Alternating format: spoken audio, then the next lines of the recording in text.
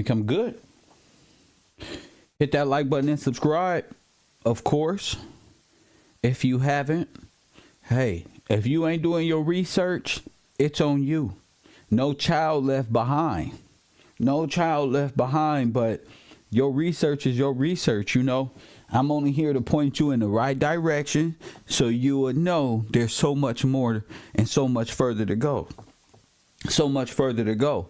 Yesterday, shout out to the people who came over and supported the stream last night. I appreciate y'all. Y'all know I'm transitioning. I got the Kevin G show. I got KevRow Sports and all of that. So just putting this stuff in order. And the people following my channel and supporting that is real. It's dope to me, and I appreciate that. Shout out to my Patreon. Shout out to the people in my Cash App. Mr. Jason Harris and my man Rico with some crazy information. We're going back to the lunatic asylums. We going back to the asylums. Hit that like button and subscribe. Yeah, boy, we're going back to the asylums. We're going back to the Addams Family type shit. Hit that like button. Yeah.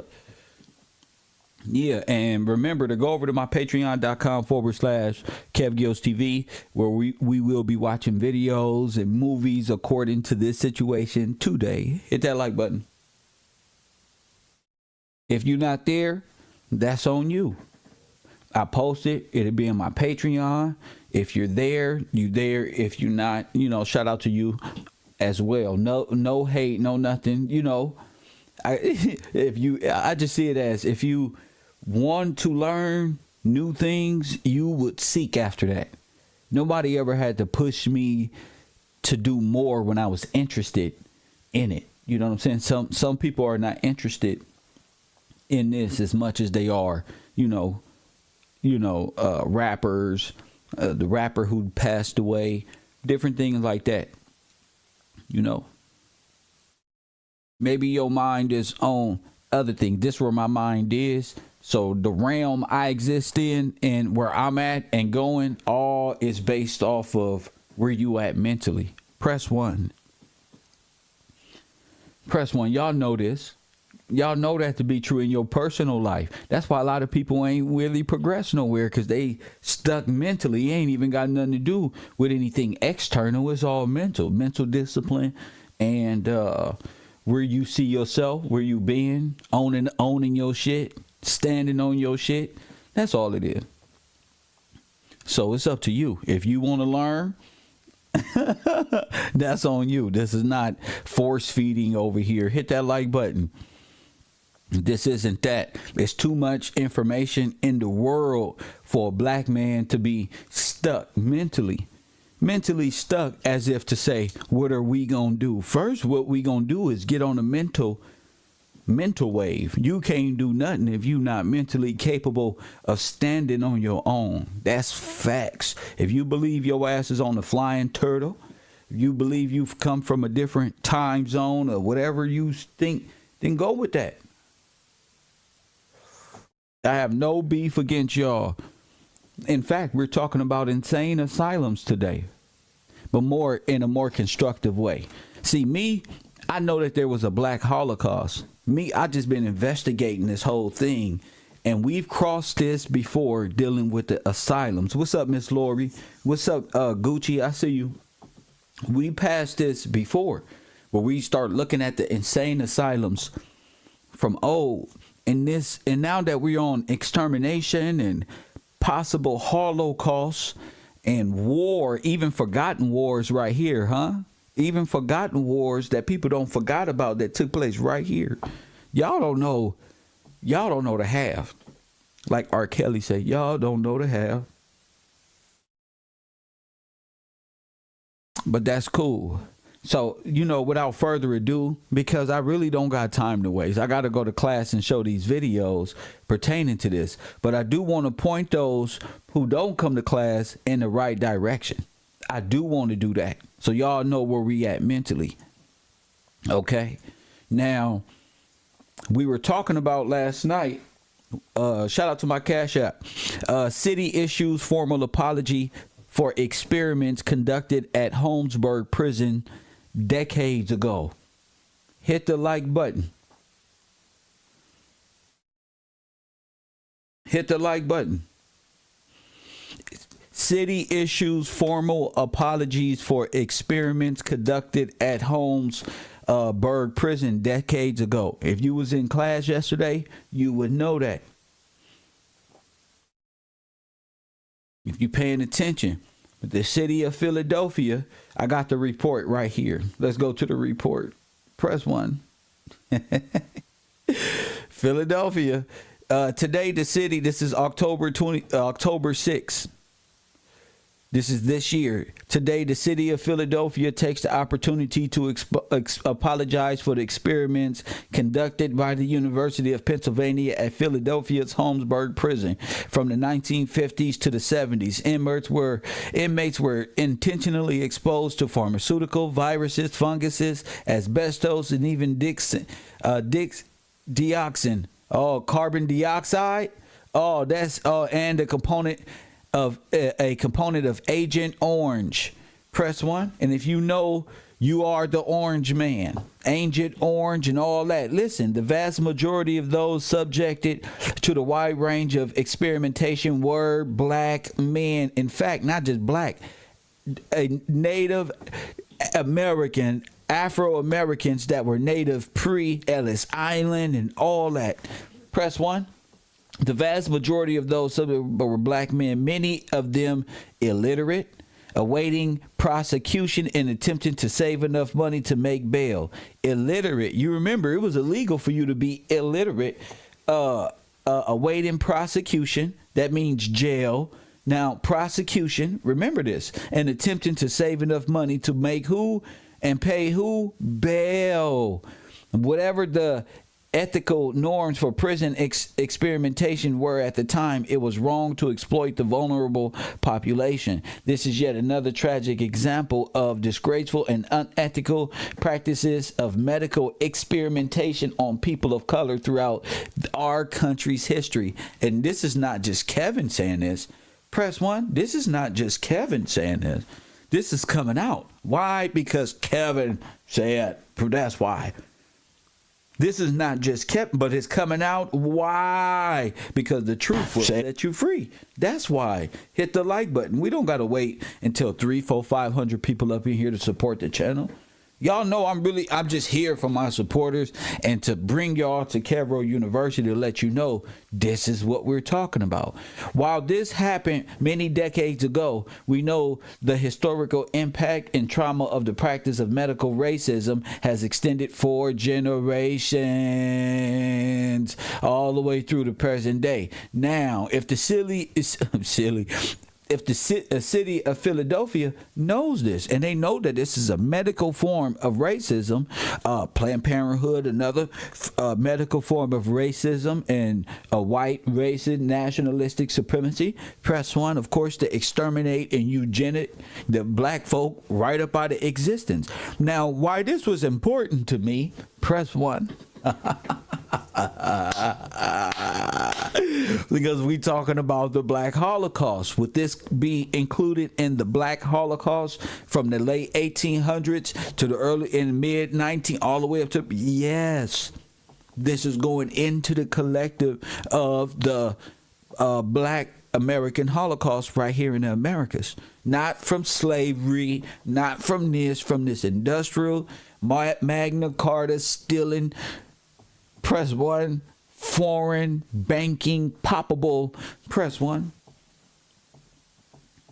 It is what it is. What can you say? What can you say?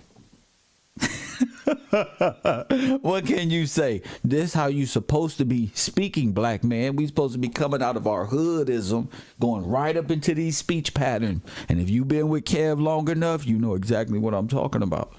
You can keep the coolness. That's what's up. That's what the world like about us. We something else, but we cannot be ignorant of the facts. Huh, Lori? You can't be ignorant of the facts. So they've been doing experiments, medical experiments. I just want to make this clear on you for quite some time. Next, I'm going to make this real fast, probably less than an hour, because I don't want my trolls. Information flows. Information flows. I don't want my trolls to have any time, any glory today. I want the real people who study to shine. We study in these asylums. We study in these asylums. When they called you crazy, remember, they just got here. So taking pictures in the asylums and all of that, that's real cute. But remember, you was in the asylum. In fact, I got reports that they burned hundreds and thousands of children in the asylums. Press 1.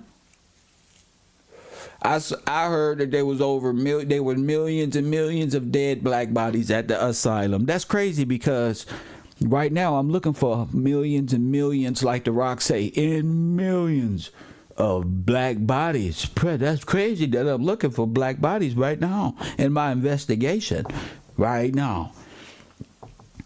I could have been dealing dope, but I'm an investigator like Columbo. Press 1 bar. I'm looking for millions and millions of dead bodies in places where trains and boats pick up and drop off dead bodies. That's what I'm looking for, and I found it. Press 1. I don't want to hope I found it. I found it. Genocide. Eugenics, genocide, a whole wiping out medically. I told you, the Red Cross and the federal government, the Red Cross are the ones exterminating you. Press 1. The Red Cross are the ones who've been exterminating you this whole time. They can't even deny it. Guess the asylum they got you at. Press 1, let's go to the video. Guess what asylum they got you at, family? Say, Kev got the video. They got you at the Roosevelt Asylum. Oh, yes, you're in the Roosevelt Asylum. Can you believe that? Just so happened, I'm looking for a place where Roosevelt can throw black people. Press 1. Where 6 million Jews and 6 million people by Stalin. Press 1 and J.P. Morgan. I'm looking for that. That's crazy. And this place is called the Roosevelt Hospital, better known as Blackwell Island. Press 1. Good old Theodore Roosevelt. So when they say, Kev, was America founded on racism? Founded on racism. America is built on the blood of black men and women and children, and burnt up whole societies right beneath your feet. You standing on the holy land when it comes to the Afro-American people and the travesties that's been done by the false presidents, who are nothing more than communist, neo-Nazi fascists, which I'm proving daily. I don't even know how I'm still on the internet, which I'm proving daily. I'm also proving how they stole the Magna Carta from you, and they gave you just one piece of the pie, the disorganized Constitution, and kept everything else. Press 1. So you make sure you studying appropriately and showing yourself approved in your own life, as I'm doing. What up, Lewis? So I've been looking for the extermination in the ships, in the buildings, and the Carnegies and the railroad. I've been looking for this for my grand presentation, for the grand presentation. Shout out to my research team for the grand presentation. So when you're doing that, when you got God in your heart and in your mind, and you want the revelation of truth, where you been and how are you in a white supremacist neighborhood, not just getting up here in nice clothes. No, not today. No, just regular shit. Nothing, no suit and tie. I ain't no need for that. See, because the truth will set you free. This is the Library of Congress. Press 1. Check this out, Ty. Look at this. Thomas A. Edison. Woo! Now look at this.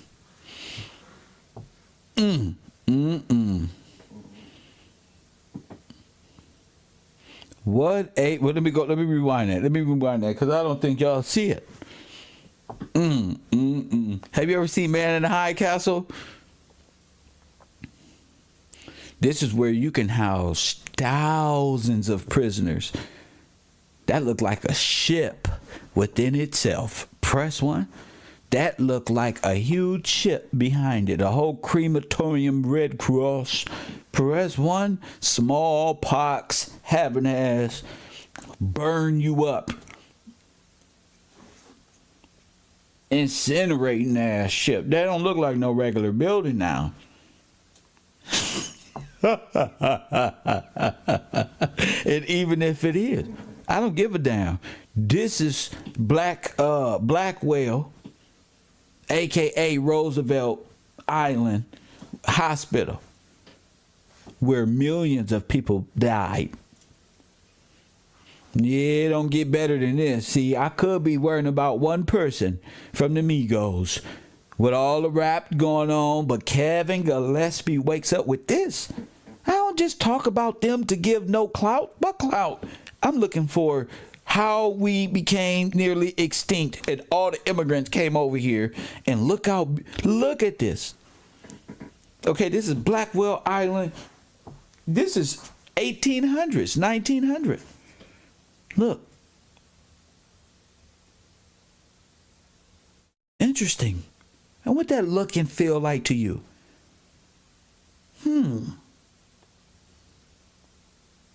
Look like after a war, a whole concentration camp, don't it? Don't it? You better not lie. You better not motherfucking lie. Look like after a war, look like a whole concentration camp. That's what it looked like to me. I don't know where you are in history. In war, after war, to me, that looked like a whole, let's go back. That looked like a whole concentration camp.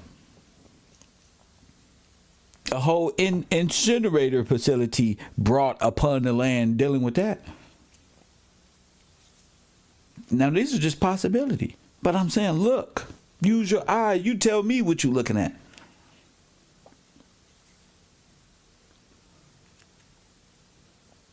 You tell me what you're looking at. Hold on, caller. 1 second, caller.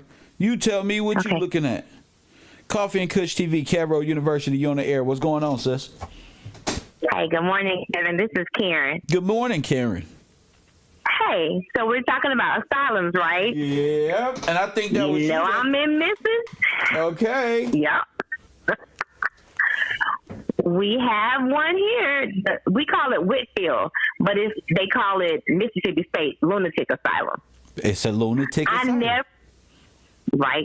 I never knew it opened in 1855. Now, ain't that something? 35,000. They say that they have 7,000 coffins were buried underneath there somewhere. Oh, ain't that something? But 35,000 patients supposedly went in and out through the asylum. Do you know that the asylums was also prisons and crematoriums as well? Yes, they had incinerators there too. They had incinerator there as well. So let's get this straight. Yes. Is it fair to say that the asylums in all the different areas and hospitals had incinerators? Darn Skippy, they did, because they didn't have a place to burn bodies like they do now when they send them to the crematory. They didn't have that. Those were housed at the hospitals. And those hospitals was already built before they even got there. That's right. That's right. So nursing and all that was going on. Something big happened to which brought foreign hospitality and foreign help in that realm. Something like a coronavirus. You know what it was? They said it was smallpox. It was like that. Smallpox and the bird flu, I think. They're the same thing that happened to us right now. And they put the mask on. Mm-hmm. That's what happened. And then all of the black people was spent to the black people's side and the white people to the white people's side. They was divided up. And we didn't come out. And we never made it out. We never made it out. Never made it out. People was put on trains and sent to the asylums and to the prison. To the asylum. The prison That's and correct. the asylum is and the illiterate. If you were illiterate and you couldn't read, you went to the asylum. That's correct. Yeah.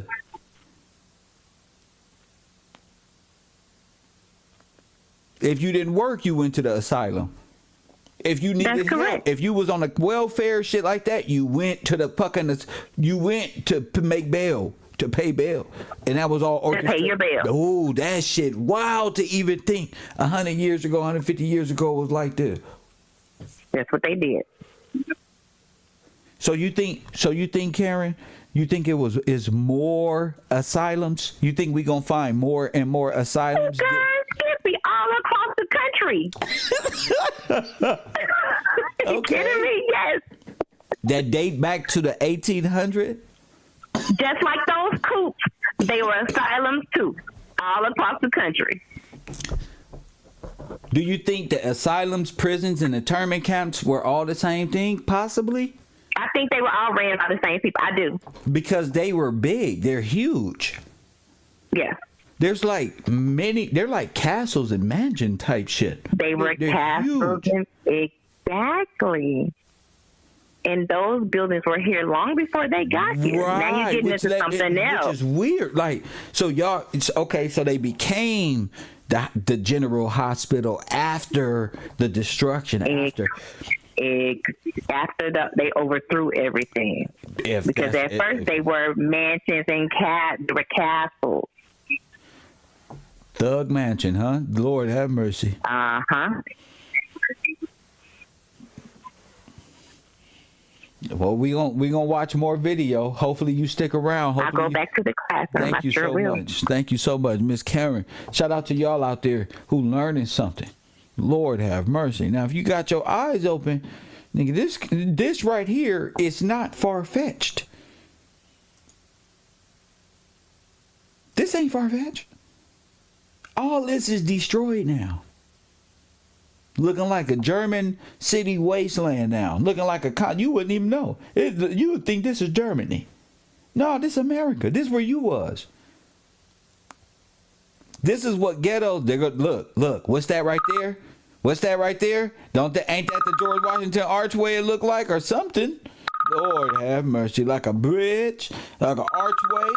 What George Washington set up there, they'll find 100,000 dead bodies right up under there. Coffee and Kush TV, they not fooling me. Look at this. I'll be the X marks the spot. Look at that. Oh my goodness. God is good. You on the air, Coffee and Kush TV. Thanks, Mr. Karen. This is Troy. I was calling regarding the asylum conversation that you're talking about today. Yes, sir. Go ahead. Well, the previous caller, y'all kind of hit on it. You asked if prisons and all these places were the same place. And I'd like to come in and show you how all of these places are hospitals. They all fall under the guise of hospitalier service. Oh, my goodness. Go ahead, sir. And that's when you look in the original order of like the Knights of Malta, they're a hospitalier organization. So the whole organization is to put tent and medical a bunch of nannies and doctors. Right.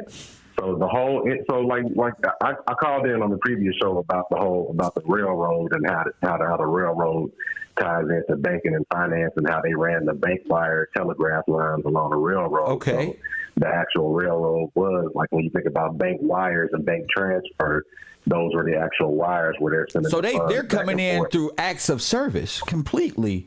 Railway service, bellman, help. Exactly. So I was gonna say if you put if you got people here and you got a camp on one side, then you put a camp 2 spaces over, and then you connect a rail line between the two, and then you're sending supplies back and forth.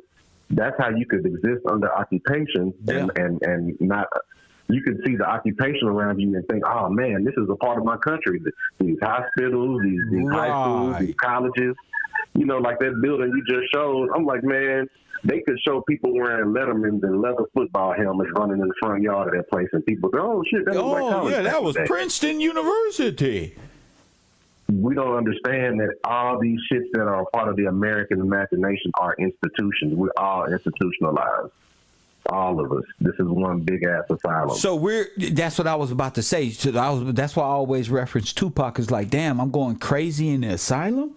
Like like the ghetto, all it is, from the forced druggings to the Planned Parenthood. This is all one mass asylum. Like, we in a mass, like, prison hospital, and depending on what part of the prison you own, you won't even notice it because it's big. Like, think I would be free, but I'm just on the yard and at the library all the time, allowed access to Google and y'all, while another nigga over there forced to work for small wages, maybe $12 for 60 minutes of his fucking time. Hey, we don't even see what the fuck going on. Go ahead.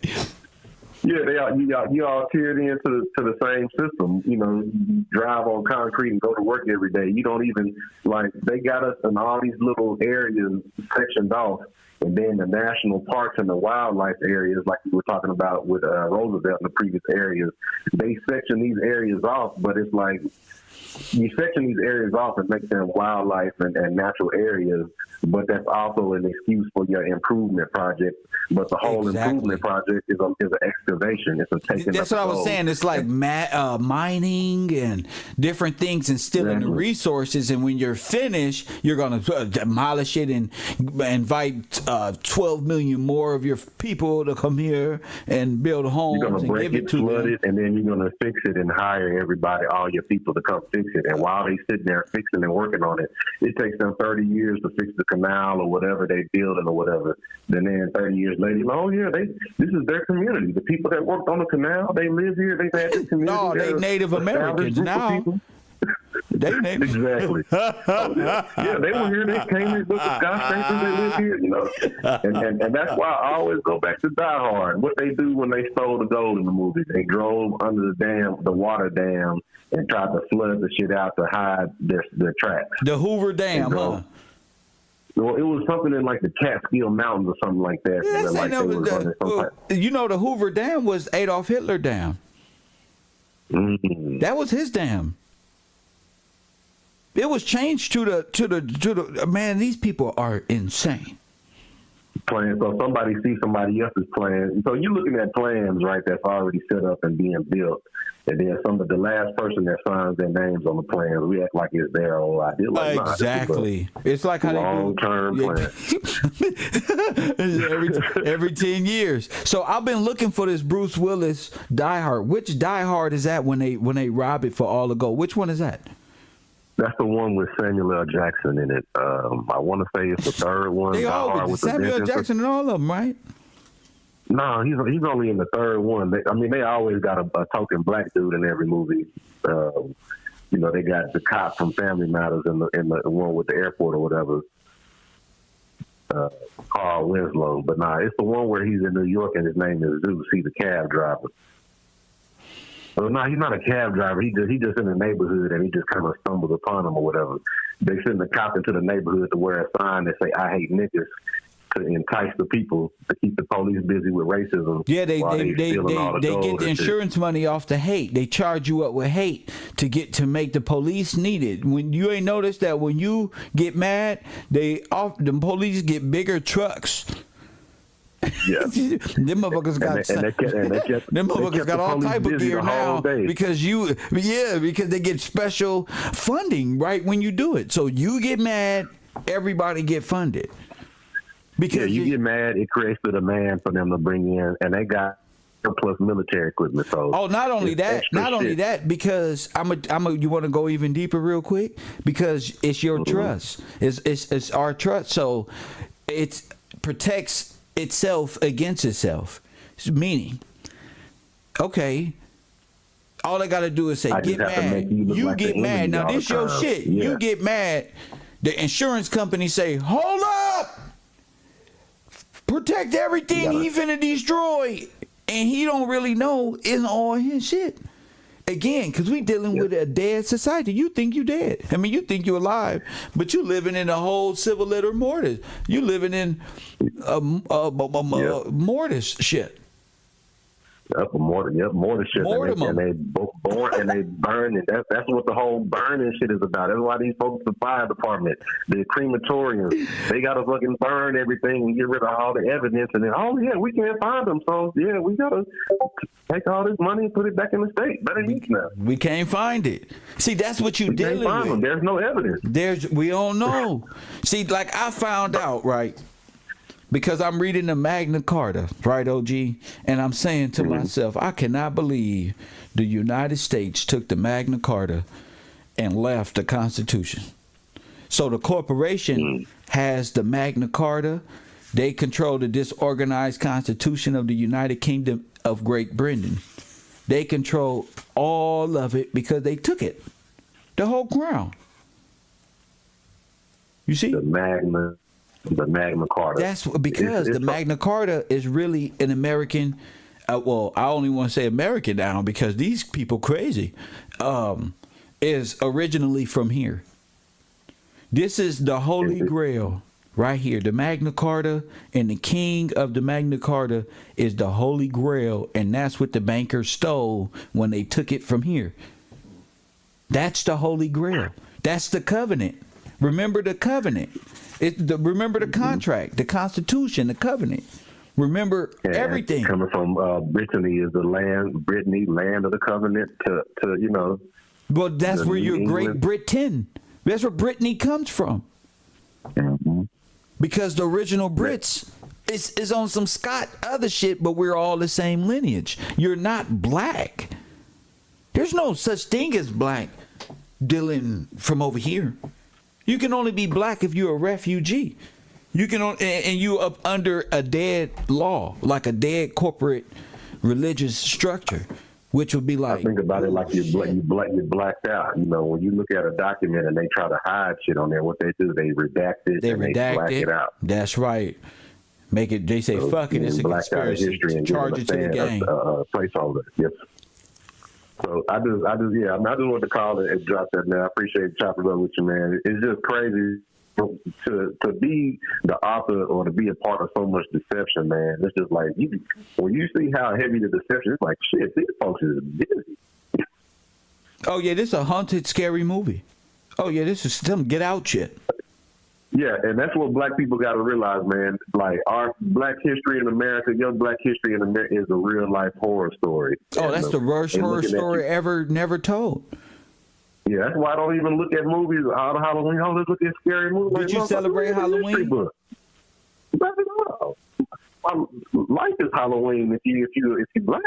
Yeah, like this is some other shit. I didn't even feel Halloween. I don't even want this stuff in my life, G. This shit crazy, G. To worship the dead, to participate, for grown-ass people to get dressed and live in their brain like this a big-ass Disney World. Oh, yeah, you need the asylum. Oh, you need Santa Claus. St. Nicholas is Vlad the fucking Impaler. It's Vlad the Terrible. All these people is murderers. You see more adults in the Halloween, more adults celebrating this Halloween. It's like everybody want to walk out and put blood on their face. Oh, my mama. The adults, the women want to be whores, and the niggas want to be thirsty werewolves. They want to be sexy demons with their tongues out. And when they can do that any time of the night with their nigga, but all of them want everybody else nigga. All our women want to be looked at by every nigga on earth. Exactly. And every nigga want to be seen by every nigga and female on earth. That's why social media is the perfect drug for the masses. The drug is a weapon by communist China. Exactly. I mean, imagine they were like, hey, imagine 60, 70 years ago, they were like, hey, we finna get them this. They not ready for this social media. Oh, they think the hip hop in the 90s is bad. Wait till they get the social media. But it's like, it's like we look at these videos and stuff now. It's like the guns and the violence and this and that, the face tattoos, that shit completely normalized. But like when you was younger and you saw like a gang thing video back in the day, you might have seen one dude with one gun that was like, they on demon time now. It's like hell on earth. And we thought it was going to be on some Mickey Mouse Disneyland cartoonish. Ooh, no, it's coming through you and your actions.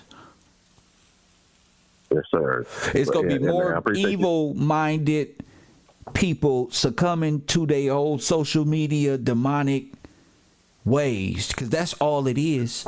Motherfuckers transforming, trying to fit something that ain't even real. They like mirror on the wall is social media.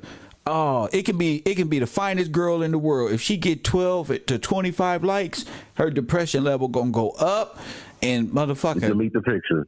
Oh, delete the picture. That's deleted. I didn't get enough action. Delete it. I didn't even get it. Over. When they don't realize, most men don't even like. We don't even like to hit the like button no more because everybody can see what the fuck you doing.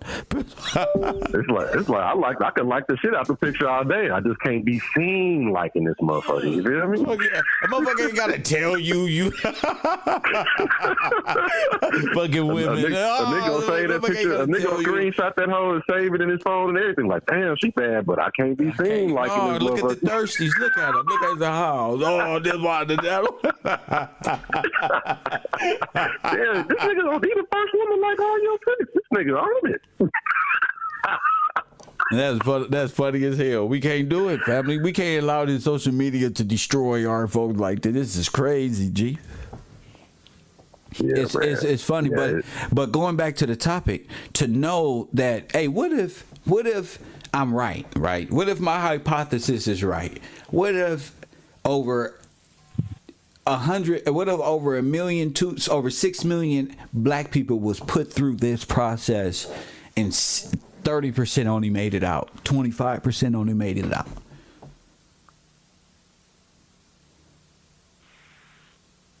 I mean, that would mean people are waiting for the future. Then it's like you living in the aftermath of what happened, and you wait for something in the future, and it's like, man, if you are the future. Happened, yes, you the end result of all the bad shit. Oh, that's you what's left over. Oh, yeah, you're special.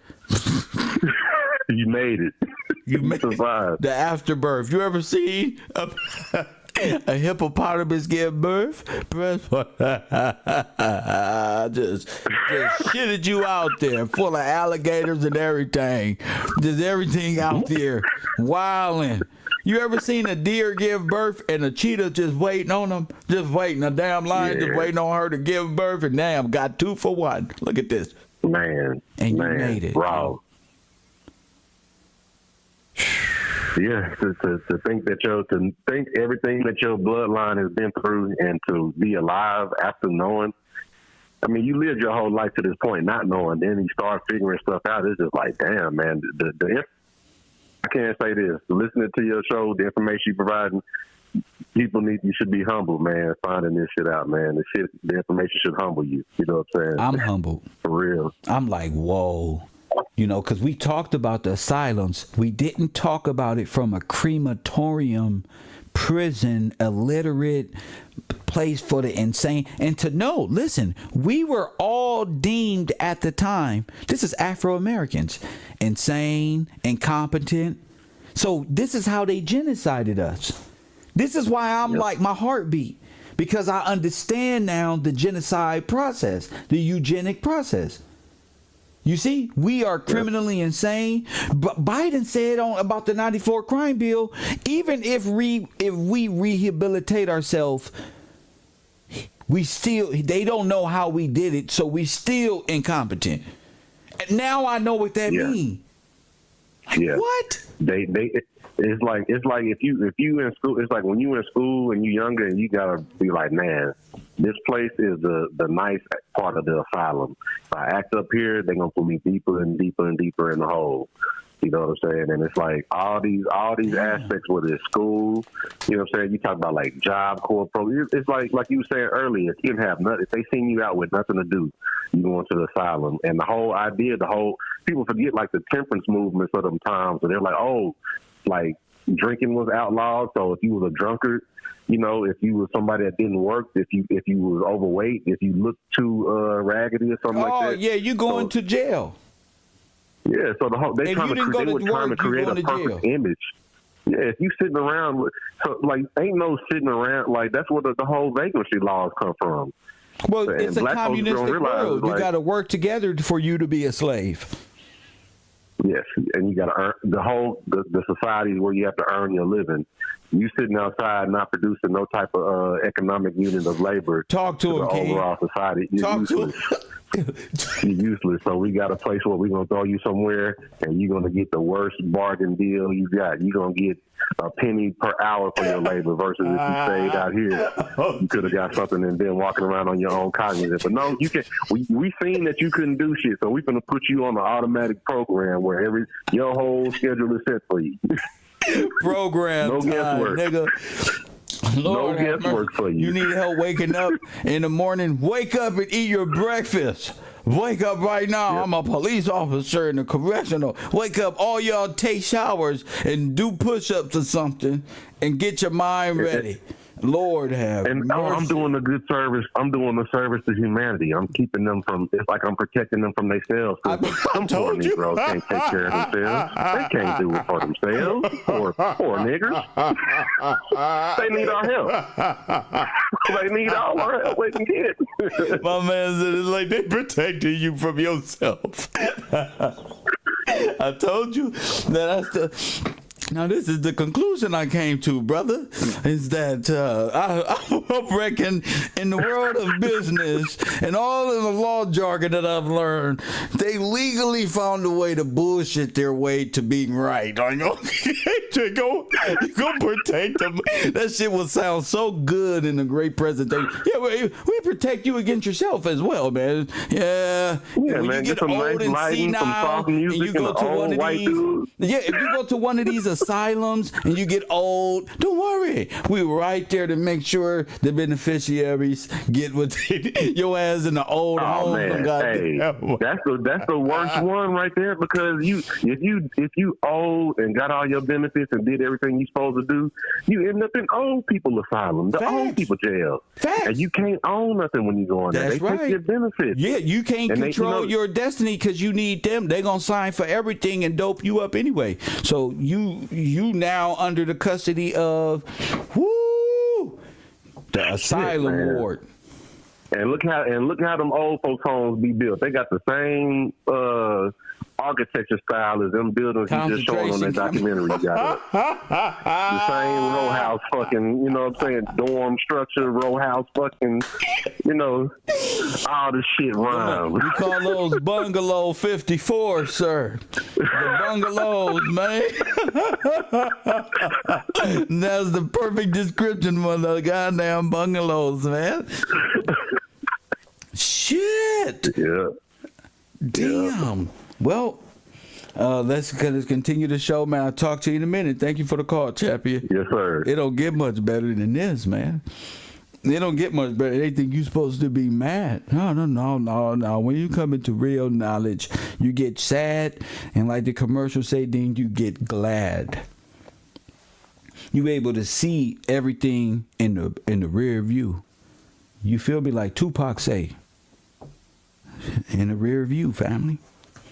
You able to see it all and put it all behind you. Like Todd, you know, that's my guy. Todd, you know. Consider all the loss. And just realize, you know, peep game. Coffee and Kush TV, you on the air. Yo, what's up, Professor? This Rico. Rico, talk to me, King. I just come to slide through just real quick to say something. Hold on, I want people to know this. I want people to know that Rico has been, speaking of crematorium, he's been to the crematorium here at the Row. So everybody who be in their feelings about, oh, Kev did this and Kev said, y'all gotta know Kev run the show. Kev be stressed out, feeling good, everything at the same time. Rico is filled with his truth and knowledge and searching for the truth. Rico pointed my mind back into this direction this morning. After I told y'all don't DM me, he did. And he said, I'm sorry, he did the script. And I looked and I said, oh my God, the asylums. Blackwell. I didn't even know about Blackwell. Rico, talk to him. Yes, sir, and that's what I want to bring up. As y'all was saying, we could have went to these asylums maybe because we was illiterate of all these little things that they were saying. But incompetent. Refugee too was a major one. They said so if it's a riot of a fire, a flood, we became refugees right after the riot. So they come burn our own stuff, but we fight them, or we helpless to fight them. You know what I'm saying? Then they put us in the asylum.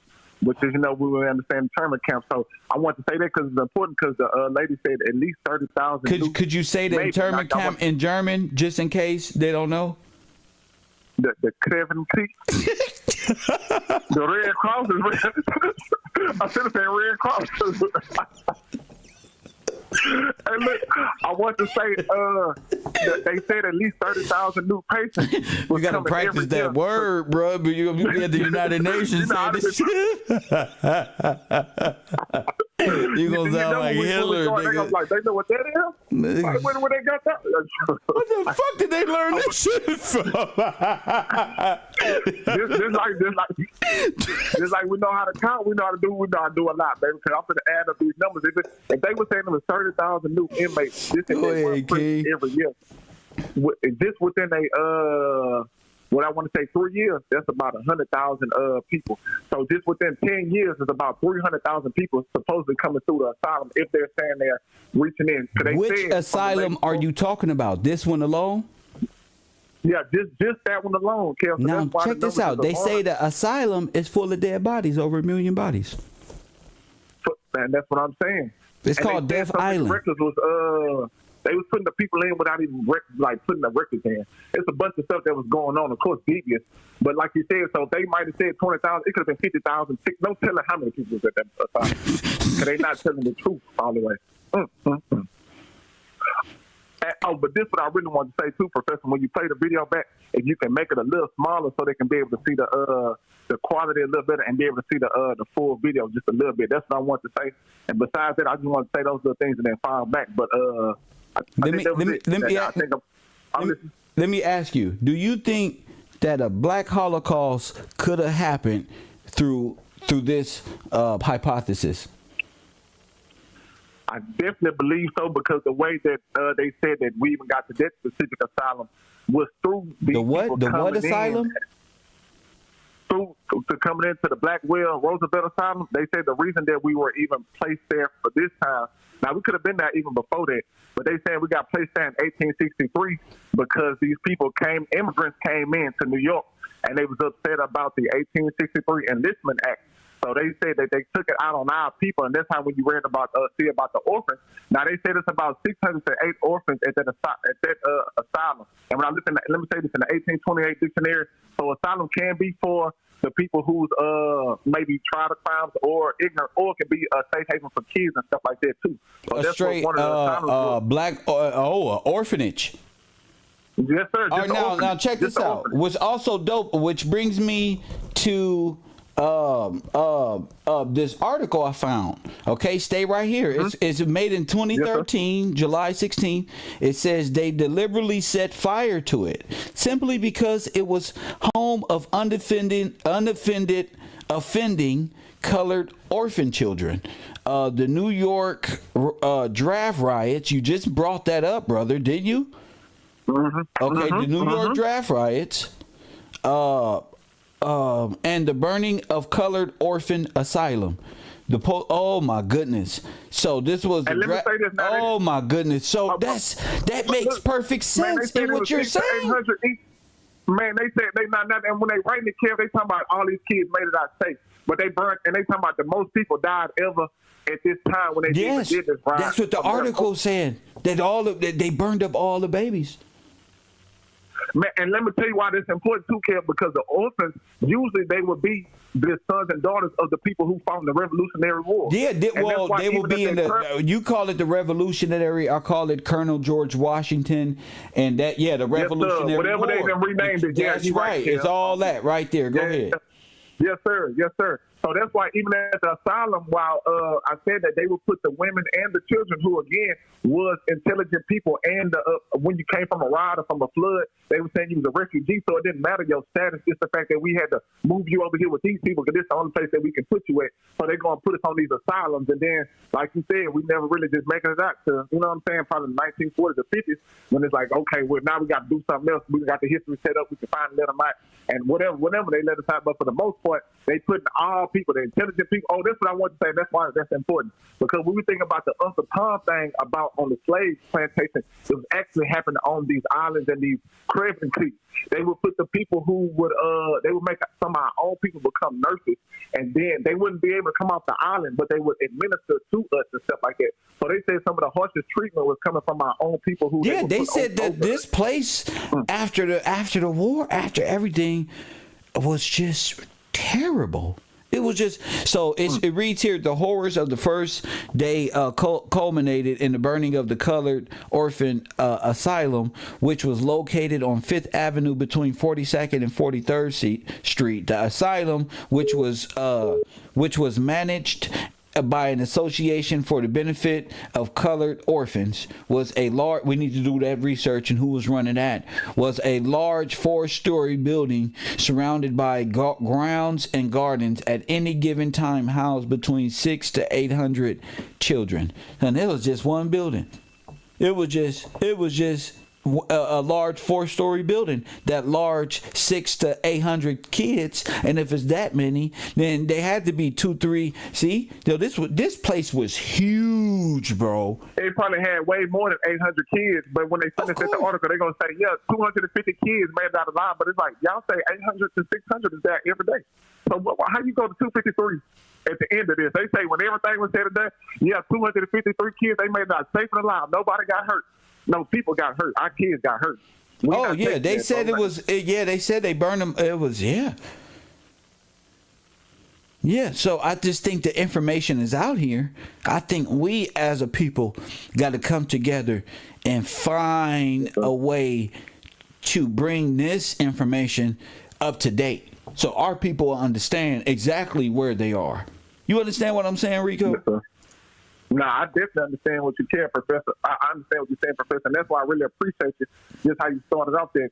Really, I didn't know how to research adequately, and that's why God put the spirit in you, because you definitely have molded me, and what I want to say, iron sharpen iron. So yes, there's never been no ill will towards you. It's always been like, in my hindsight, even when we got on, I'm like, well, Lord, I pray Kev doing better. So when we do go there, I know that we'll be able to do exactly what we're doing now. That's how I know God is working, because in the midst of two, He there. So He been working. You know what I'm saying? That's what I'm saying. You other people that's on the same stuff that we on. You know what I'm saying? And that's what it take right there. And that's why I go so hard, is to see who make it out the furnace, see who make it through the lumps and bruises of the road. Because, bro, to be real, that's what it took me in real life. In real life, to know this shit, a nigga gotta walk certain paths in life and be righteous in the most demonic realms and shit. You understand? Shit just don't, life lessons just ain't handed to you. Niggas just don't get up one day and want to write an ebook. You understand? And then, like you said, but we bring the same energy on here, and whoever make it through with the information, that's who make it through. You know, no love laws, ain't no hate. Professor Gills is here to teach you. And when you do get there, you'll be like Rico, all shined up, refined, ain't afraid, ain't stuttering no more. He take his good and his laws, he go back like a Japanese respecting the instructor.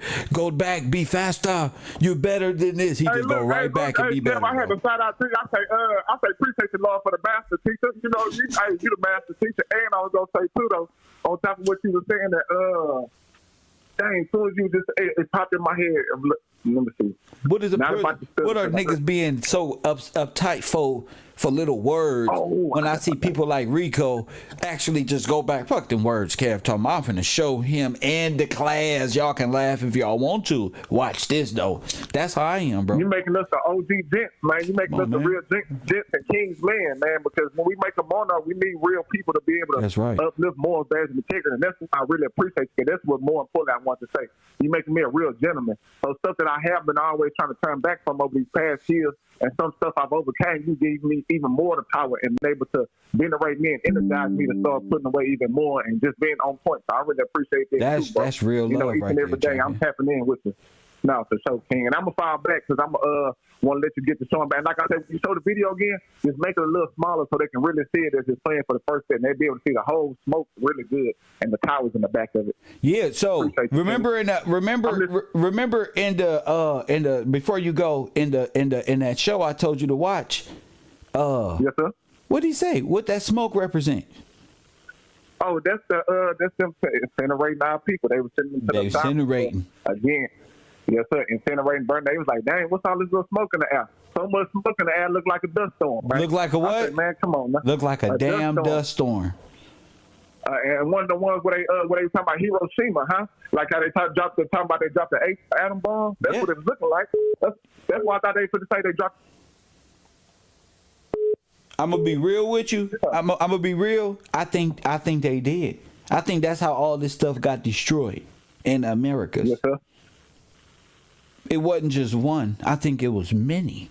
Our people just seen different stuff from different areas. But if they had people like us back in the day, we can communicate and say, wait, in St. Louis too, and LA too. You see how fast and we take this stuff for granted. If our forefathers had this, bro, at the time when that shit went down, bro, they would have been able to contact, leave messages for the sailors or the other troops that was fighting in the base, training for the Spanish War, and all type of protection. Man, for so. That's how that's why God is so beautiful, because you can help understand why your people, as we waking up, you can understand why your people so lost, and why, again, how you can tell them that you go either separate yourself, and like God say, not all of them gonna be able to make it through, but you'll know the ones that's wanting to make it through, like you said, Kev. The ones who want to really go there, that's the ones you're really looking for, because you ain't got time to be playing. You know what I'm saying? Even though God bless you to be blessed right now, still ain't got time to play around, because we really understand that 150 years, 90 years ago, all this our people gone. You know what I'm saying? Didn't even have a fighting chance. You know what I'm saying? Especially back then, like you said, with all this social media and all this, even though it's a poison, it really helped and bit them. You know what I'm saying? And it's helping out the ones that God already knew was going to eventually get to what we're doing. And that's why I say, dang, it's just so cool to be able to be a part of it as a listener, as a student, but also being the one to be able to present some things too. Because I know this is a culture and a thing of our people. So it's in each of us, but it's up to the individual to really want to be able to do it. You know what I'm saying? And so Facts. You really showing this set. You really showing the set. And I want to say, because you were just speaking on the article, and I want to say this, and this was important to how you brought up General Patton yesterday. And I had already had some info about the 76th Battalion Infantry. And let me say it again, the 76st Battalion Infantry, all Negro infantry, and they came out of New York, I believe. Some people were from a couple of different places, but what was so important about them is they was at war. You hearing their war stories in the book. You seeing that how y'all showed that gas van, the ambulance, what it was, the Red Cross, that they showed how the Nazi dude was able to let gas come through the van and kill people who stayed in the van. Who rode in the van. So like you showing the gas would be in the back. It'd be a gas. They'd be gassing people in the back. Yeah, everybody in the van. So it made me think about the tank, bro. Because look, let me say this. Go ahead, bro. Man, these people died in the army tank. They was like, and this one made me think about the maturing candidate. But they speaking on it themselves. They was like, a couple of our people died in their tank, but nothing hit their tank. And when we went to the tank, they wasn't bleeding this one or down. They was just dead sitting in the tank. So these people was like, we can't explain it. But when you go to see the dude, because it was a dude who actually, an Afro-American dude, he actually speak on it right before he passed away maybe 10 years ago. And that's why I like how you said, bro, because it just charged my heart like, dang, we can't even talk to as many of our veterans or people who would even been able to maybe wake up and say, you know, I got to tell the truth to you, young brother, because you know, and I'm ready to tell the truth. And you can just see on his heart when they ask him, he's like, what happened to your army mate?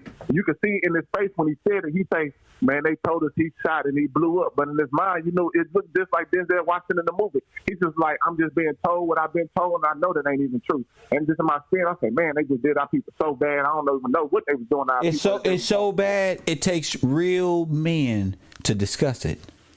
You see? Yes, sir. You see, because people will run and hide from the truth.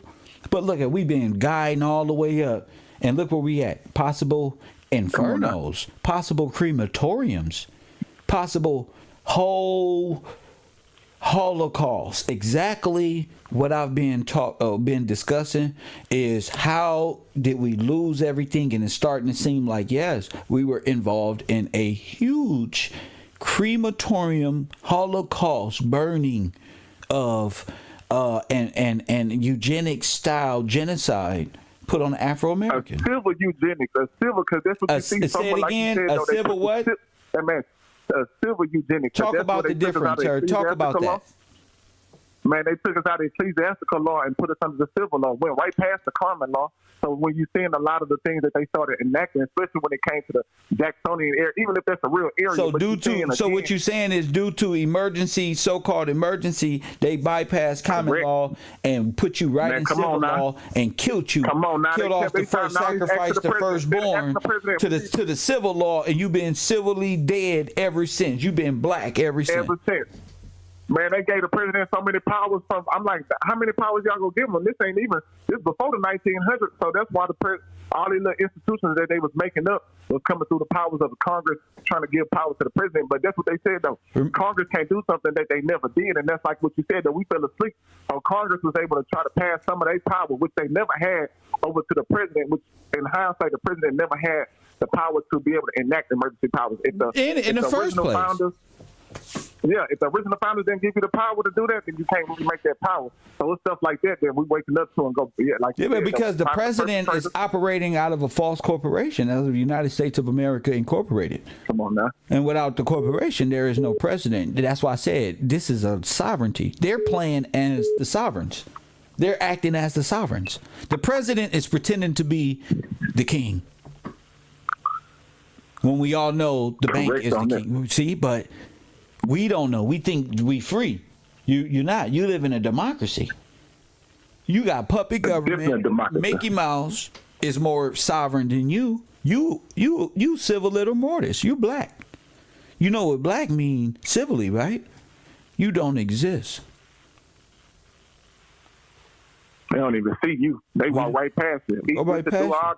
You got to be retarded to think you can come in here like a refugee when you know you belong in jail. So let us from London put the Bar Association over you. You are barred from common law by way of the bar. Let me make this clear. You are barred from common law, meaning the Bar Association handles your affairs, not righteous, upstanding law of God, the kings of the earth. Sovereign law, natural law, the original bill, the Magna Carta, all the shit that's ordained to you. You operating out of civil, federal, out of the matrix, banking. Like you said, the matrix. Yeah, the matrix. And that's why it's beautiful. Like everything that you did, the way you explained it, it helps to put it in such a great understanding. From the coming out of the amorality, because like you said, there you go, right? I'm glad you pointed it at the matrix. That's a great thing right there, because we're dealing with law, the blue pill and the red pill, common law or civil law. With y'all went back to sleep for entertainment, where steak is good and rappers run your life. Tax 501(c)(3) write-offs, like you've been saying. That's right. And welfare checks and all type of that's stuff. Right. It's like, I want to say this real quick, and it's about my grandma. Just real quick, she had to get the lottery tickets, right? Just said she had a revelation, and this how like you taught us don't be so metaphysical. So as soon as my grandma come in my head, I'm in my spirit, I say, Grandma, do you even know how to really win this thing? She was trying to win the Powerball, and hindsight, yeah, she spent $78 on a couple of little tickets or whatever, and we only won $9 back. When I'm sitting on the phone with my grandma this month, like, Grandma, I'm just trying to get you to understand, because this wasteful spending is what you're doing, and you don't realize if you can get 4-5 of your friends to spend $78 3-4 times a week to try to win a lottery, y'all can be doing something way more when it comes to either helping y'all community or putting. And that's not the biggest form of wasteful spending. You go pay my ticket. What you said? I said if that's not one of the biggest, oldest forms of wasteful spending, where you can get up and y'all could have been started a business and made that money. I said, man, you waiting to hit the billion or whatever we're gonna hit on. It's not possible right now. You had a good idea, but this ain't the one. She said, baby, I do it. I say, look, Grandma, it's not about that. It's that I'm trying to show you, and the things I've been trying to tell you is that I care about stuff that you're not even trying to see. You told me that your father didn't tell you he loved you for 20 years until you were 20 years old. I can only imagine what he was growing up through and why he would even have to feel like that. So it's stuff I like. I'm trying to, but I really appreciate you, Kev, because that's the stuff that I know the real ones is listening to you and really trying to get our people back in right standing with the Most High first, because I know without the Most High we can't do nothing. You know what I'm saying? So in hindsight, I'm glad you brought us out of the metaphysical, put us in the physical, and showed us how to bring in spiritual, and we put the lay it down on it, man. So I really appreciate you again, Professor. And I put the fall back to the king. That's all I love, y'all. My man, that's what I'm talking about. My man Rico. And again, he wants you to focus on this picture right here. This is what he wanted you to focus on. You see that smoke coming out the top there? This is all what I've been talking. I've been looking for buildings like the Carnegie Steel building in Philadelphia. Did they have these things in Philadelphia? Yeah. Asylums, yeah. You feel me? Now we finna let's go to the lunatic asylum. Okay? Because these are the stories of how you ended up in this situation. You supposedly retarded. Bungalow 54. Press 1. Bungalow 54 like a mug. Let me fix this for y'all. People got to understand. It's deeper than just, being nice. It's about what you learning. What you talking about? We can talk about bullshit all day. That shit fun in front of the ladies. That shit fun in front of the ladies. But I'm not gonna sit up here and talk about these rappers in front of with the niggas, bro. They got their lives. We got ours, bro. That's what's up. Look, New York City Lunatic Asylum, architect Alexander, restoration of value 2005, whatever, 1834 through 1839. You see this? Northern end of Roosevelt Island. This is the northern end of it. Press 1. The New York City Lunatic Asylum, now residential building to the known as the Octagon, was designed in 1834 and 5 and opened in 1839. Press 1. We gonna get to it real quick. Let me go to the callers. KevRow University. What's your name and where you calling from? Kevin Smith. Respect to you, Professor. Yeah.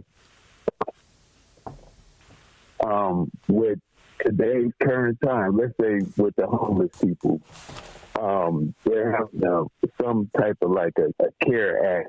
They could cohere homeless people. Cohere is when they give anybody a shot or medication court order. So whether you say yes or no, they forcefully will give you the medication, or went to a mental hospital, and they could do that as of now.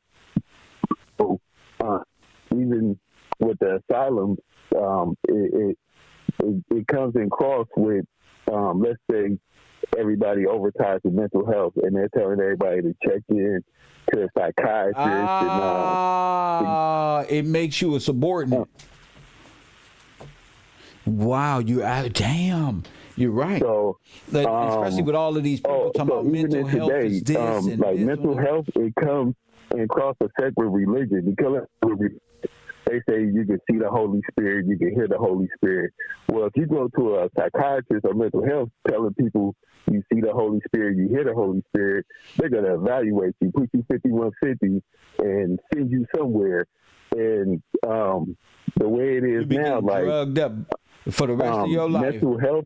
That's why that's an illegal. That's why those are the Nazis, because we are connected to God, and we do get the Holy Spirit, and we do understand this. But go ahead. They might be Germans. They're usually white people, or and then the black people they do have there are the people of color, are just the people that hold you down. I've seen it for myself, where if you're in the mental health hospital and you say you don't want to take meds, they're going to come with like 5 staff, hold you down, and they're going to administrate that shot, whether you like it or not, and they will do that. Even today, like, the police killings, most of them now are on mental health calls. Like, people call for, whoever to get a mental health evaluation, and then next thing you know, police show up with guns, and it's justified because they say, oh, he suffers from mental health.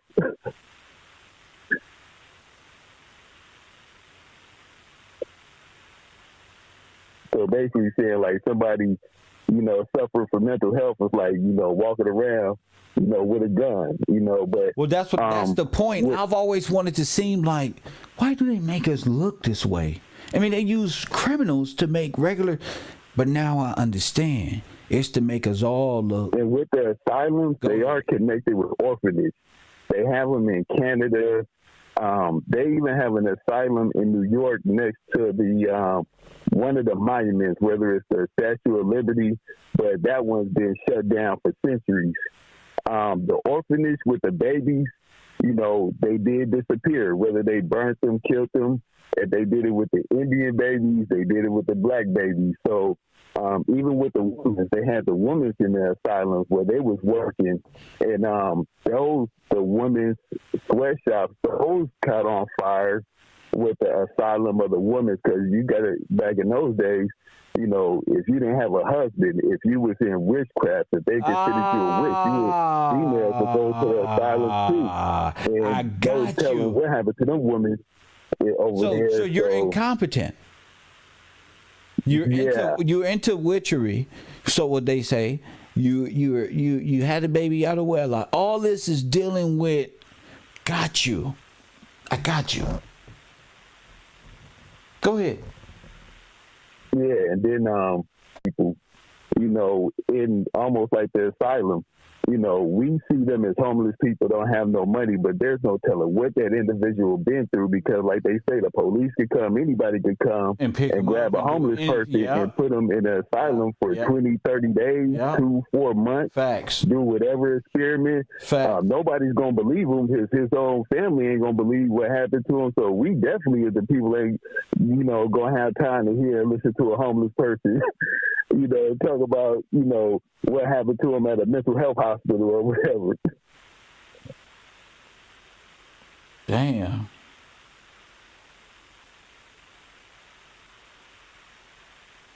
And then that's how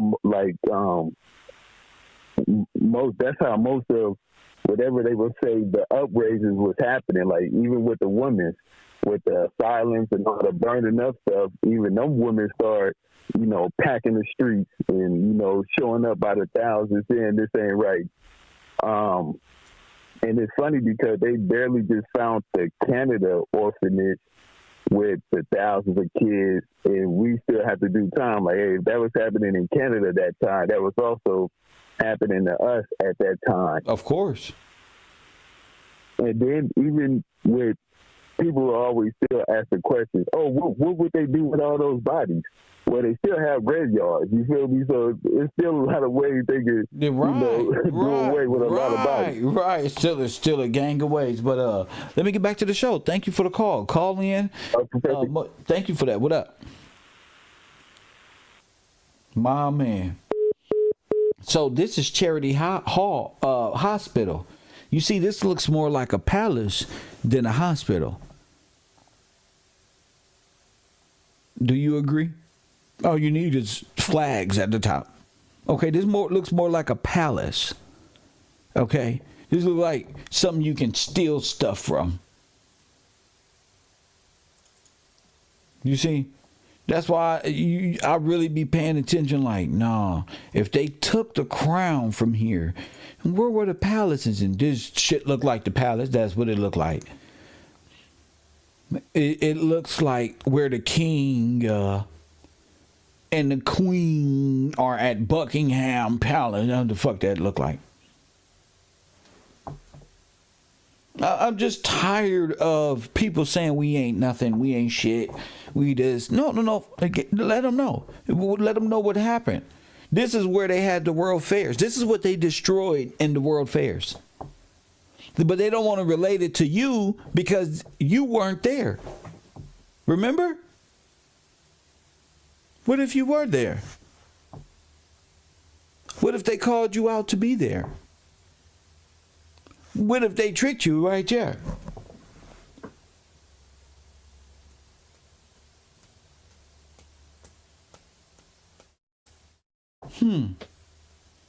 Hospitals by immigrants. Interesting.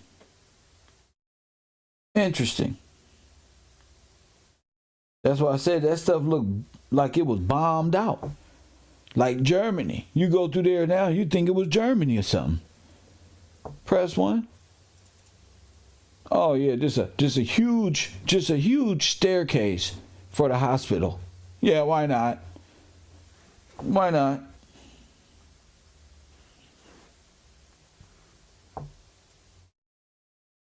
Why not have the huge staircase? 3rd, 4th, 5th, 6th, 7th, 8th, 9th, 30th floor. Why not? You know, why not just build it? We built this for y'all. No, that was all kings and queens. I told you my history is different from everybody else's. I don't know what the hell everybody else see. KevRow University, you on the air, what up?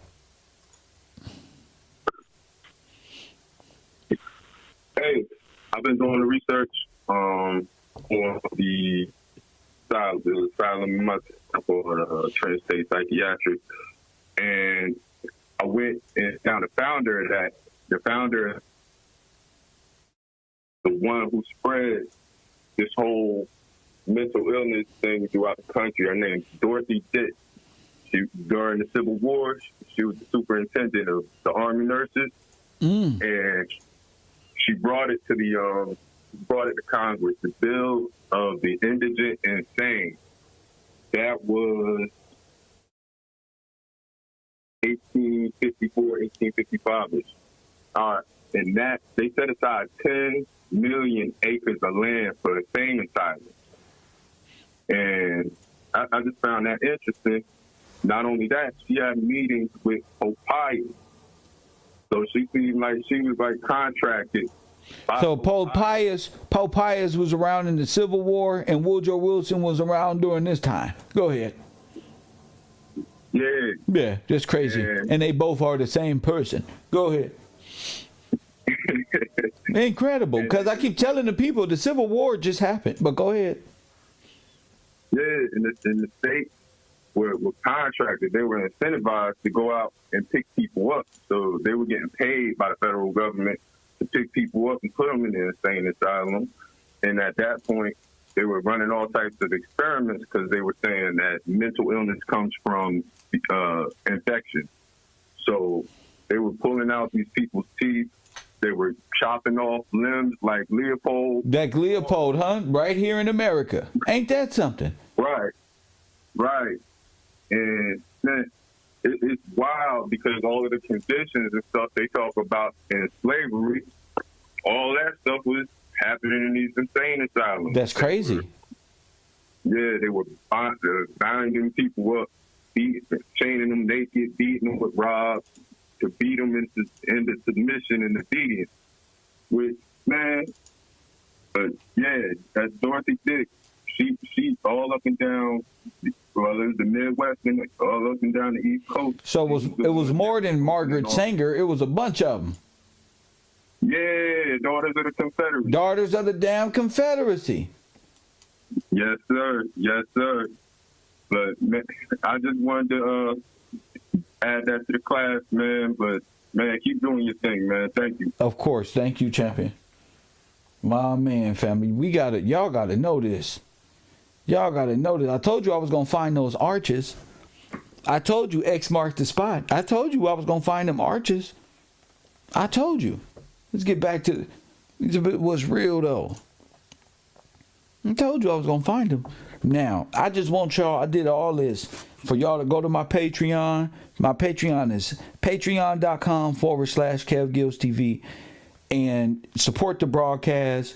Go there, have great intelligent things to say during class. We're about to watch great videos. There's the art where X marked the spot. We're about to watch great videos pertaining to this. And one of them is the starting of an interview somebody does about the asylum so we can get a grand perspective. It's not just us. So I'm going to be sending out this link within the next 30 minutes, if that, to get you guys there about 4:30, 5 o'clock. And we can all be there listening to this interview and watching this video on Blackwell, a.k.a. Roosevelt Hospital, a.k.a. you know what I call, look, this is kingdom type shit. Look at this. They bombed up. Look at this. Let's be honest. This is Germany. This will make Kevin right. You see this right here?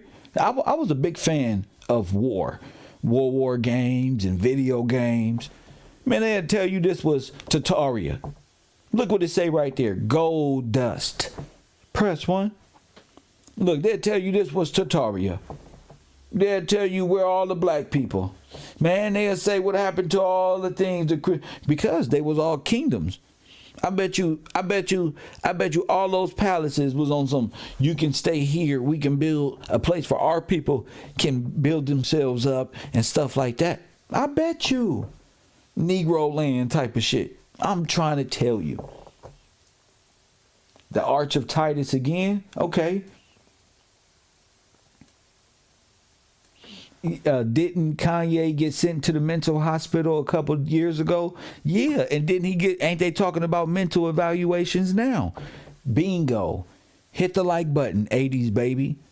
Yes, Kanye did.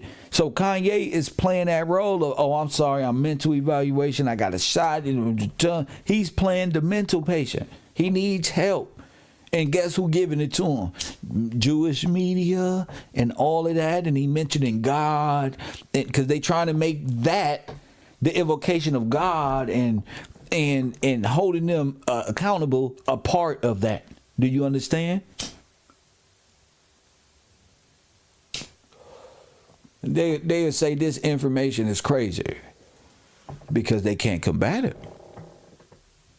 So they seem they need their entertainers and monkeys to pass away every day to keep y'all attention from the inevitable.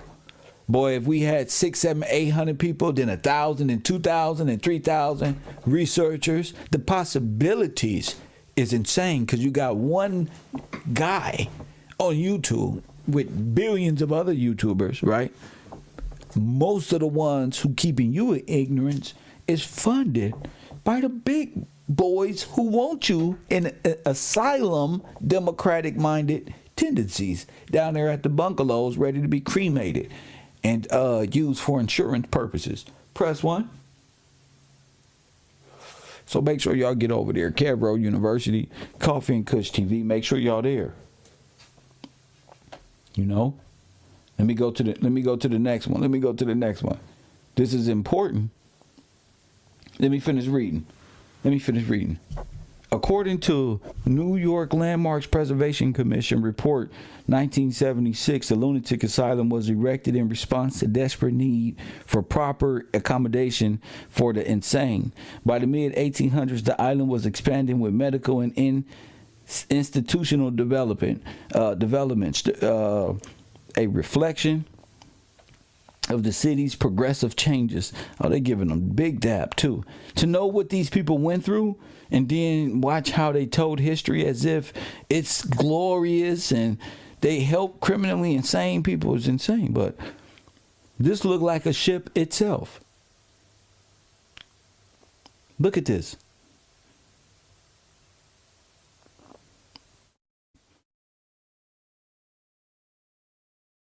In 1894, the asylum was renamed Metropolitan Hospital, what was abandoned by the mid-1950s.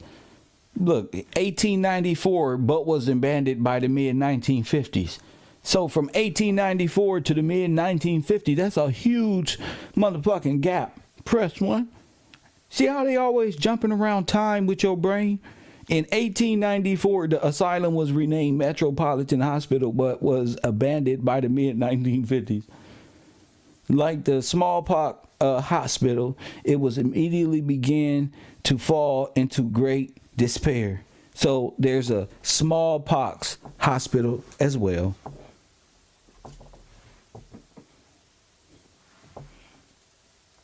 I said there's a smallpox hospital as well.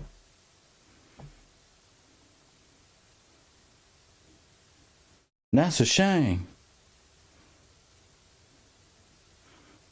That's a shame because guess what?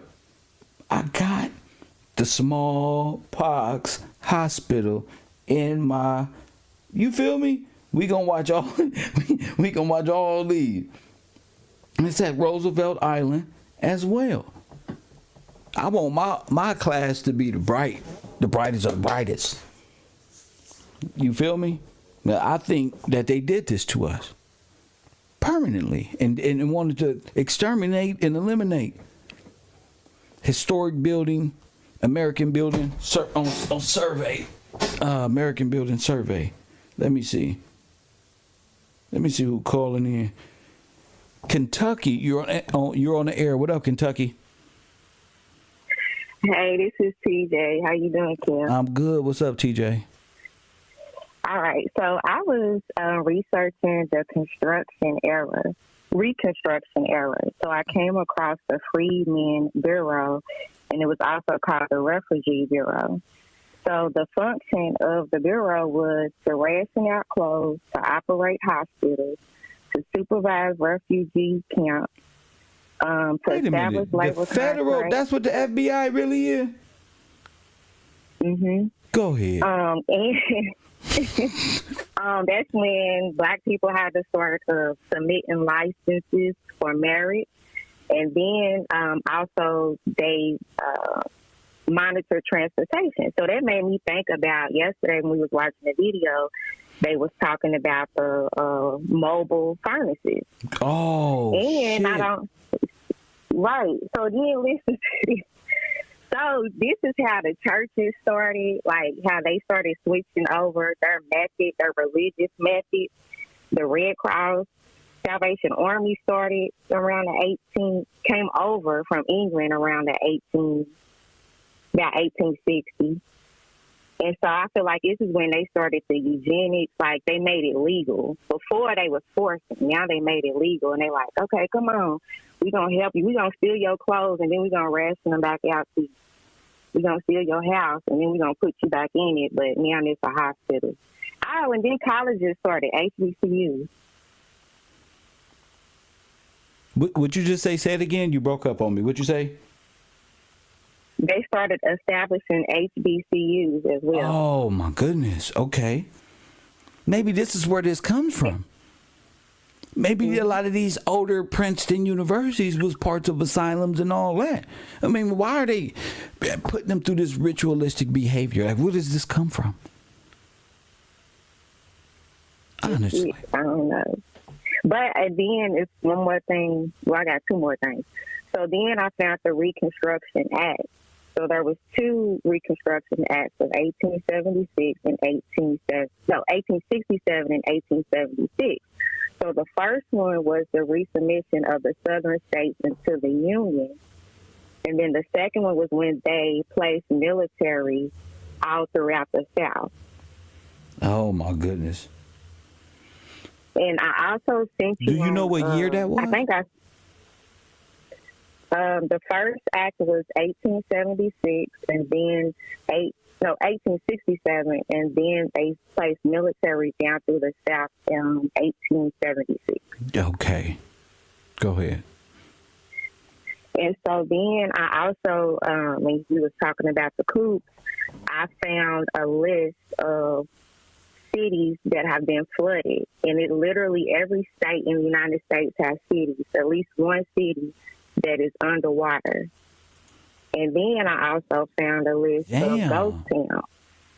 And so each by state, so every state has at least... Now, wait a minute, sister. About 3 ghost What if all these little ghost stories of ghost towns is really subliminal, again, about Black people and they spirits hunting the land? Like, you know, I watched this show called, this movie back in the day called The Hunted. And the lady named, it was about this house that was used as an asylum, and they burned all the babies up. They killed all the babies. You know? And I didn't know as a 12, 13-year-old what the hell that was. I'm like, damn, this some haunted movie shit. Okay, Eleanor tripping. It's some crazy shit, 3D graphics. But now, as I'm older, I see that they've been telling these stories this whole time. They've been telling us, and I'm gonna send you information about McDonald's. It's why Ronald McDonald. But anyway, you know, I'm gonna go back to it. I love our people though. Shout out to you, Queen. All right. right. Have a good day. Have a blessed one. Yes, ma'am. You gotta love the sisters. And guess what else? What? I'm gonna send you something about some fucking McDonald's shit too. What? Lord have mercy. Lord have mercy. If we had an office, it'd be off the ringer. And that's what we need, a journalist office. I'm going to get one just for the hell of it. A whole journalist. It'd be like the 1960s and shit. Over again with Clark Kent. All over again. We got to get back to journalism. We got to get back to what's important. And the reason why why rap is cool and this isn't, it's because no men are finding this cool. Y'all gotta understand, we gotta make this shit cool. I don't care what you gotta do. You gotta make the smart guy cool again. The guy, the thinker, the dudes out here with independent thought processes and not caught up in the system, the life and shit.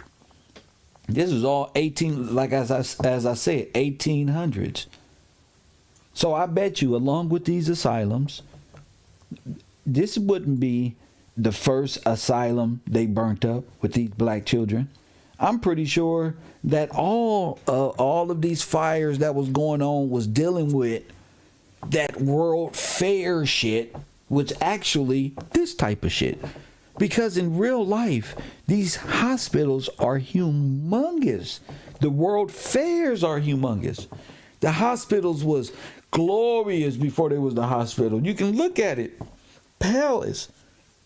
And these, ever since they've told us this theater of war of Navy men going overseas and fighting for the French and this one and that one, before that, you was good. You had everything.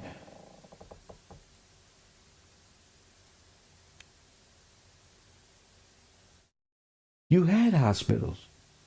You had movie theaters. You had banks.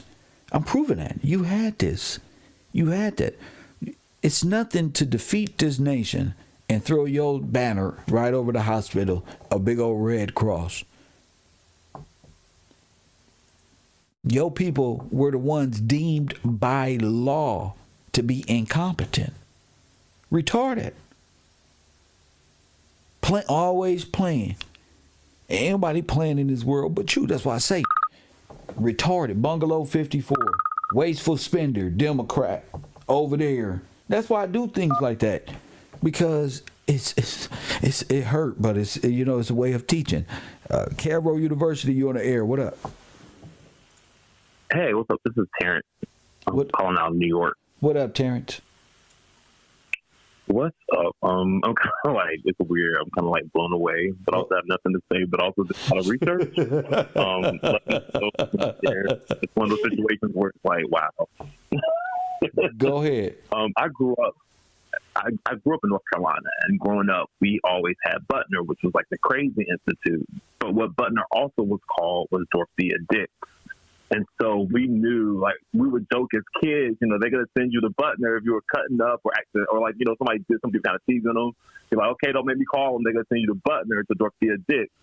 And so now what you're saying, so what I did was I started doing some research on Dorothea Dix. And her history kind of shady. They don't give you a whole lot. Uh-huh. But like the one caller said, she did go meet up with Pope Pius IX.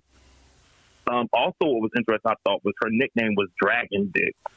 And I know Nazi. I'm not too familiar with Nazi symbolism and German symbolism and stuff. But I thought the dragon is one of their symbols.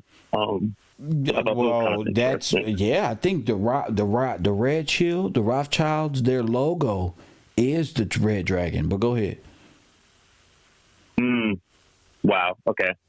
So I saw that, and then I was just thinking too, like somebody was saying, like I do believe like a lot of these institutions and hospitals were once palaces and castles because of the way they look, and so that gives you Dungeons and Dragons, because if you have this, the Red Cross connection, Dorothea Dix, all this stuff, it gives you like. So I thought that was kind of like, it kind of blew my mind as I was looking through it.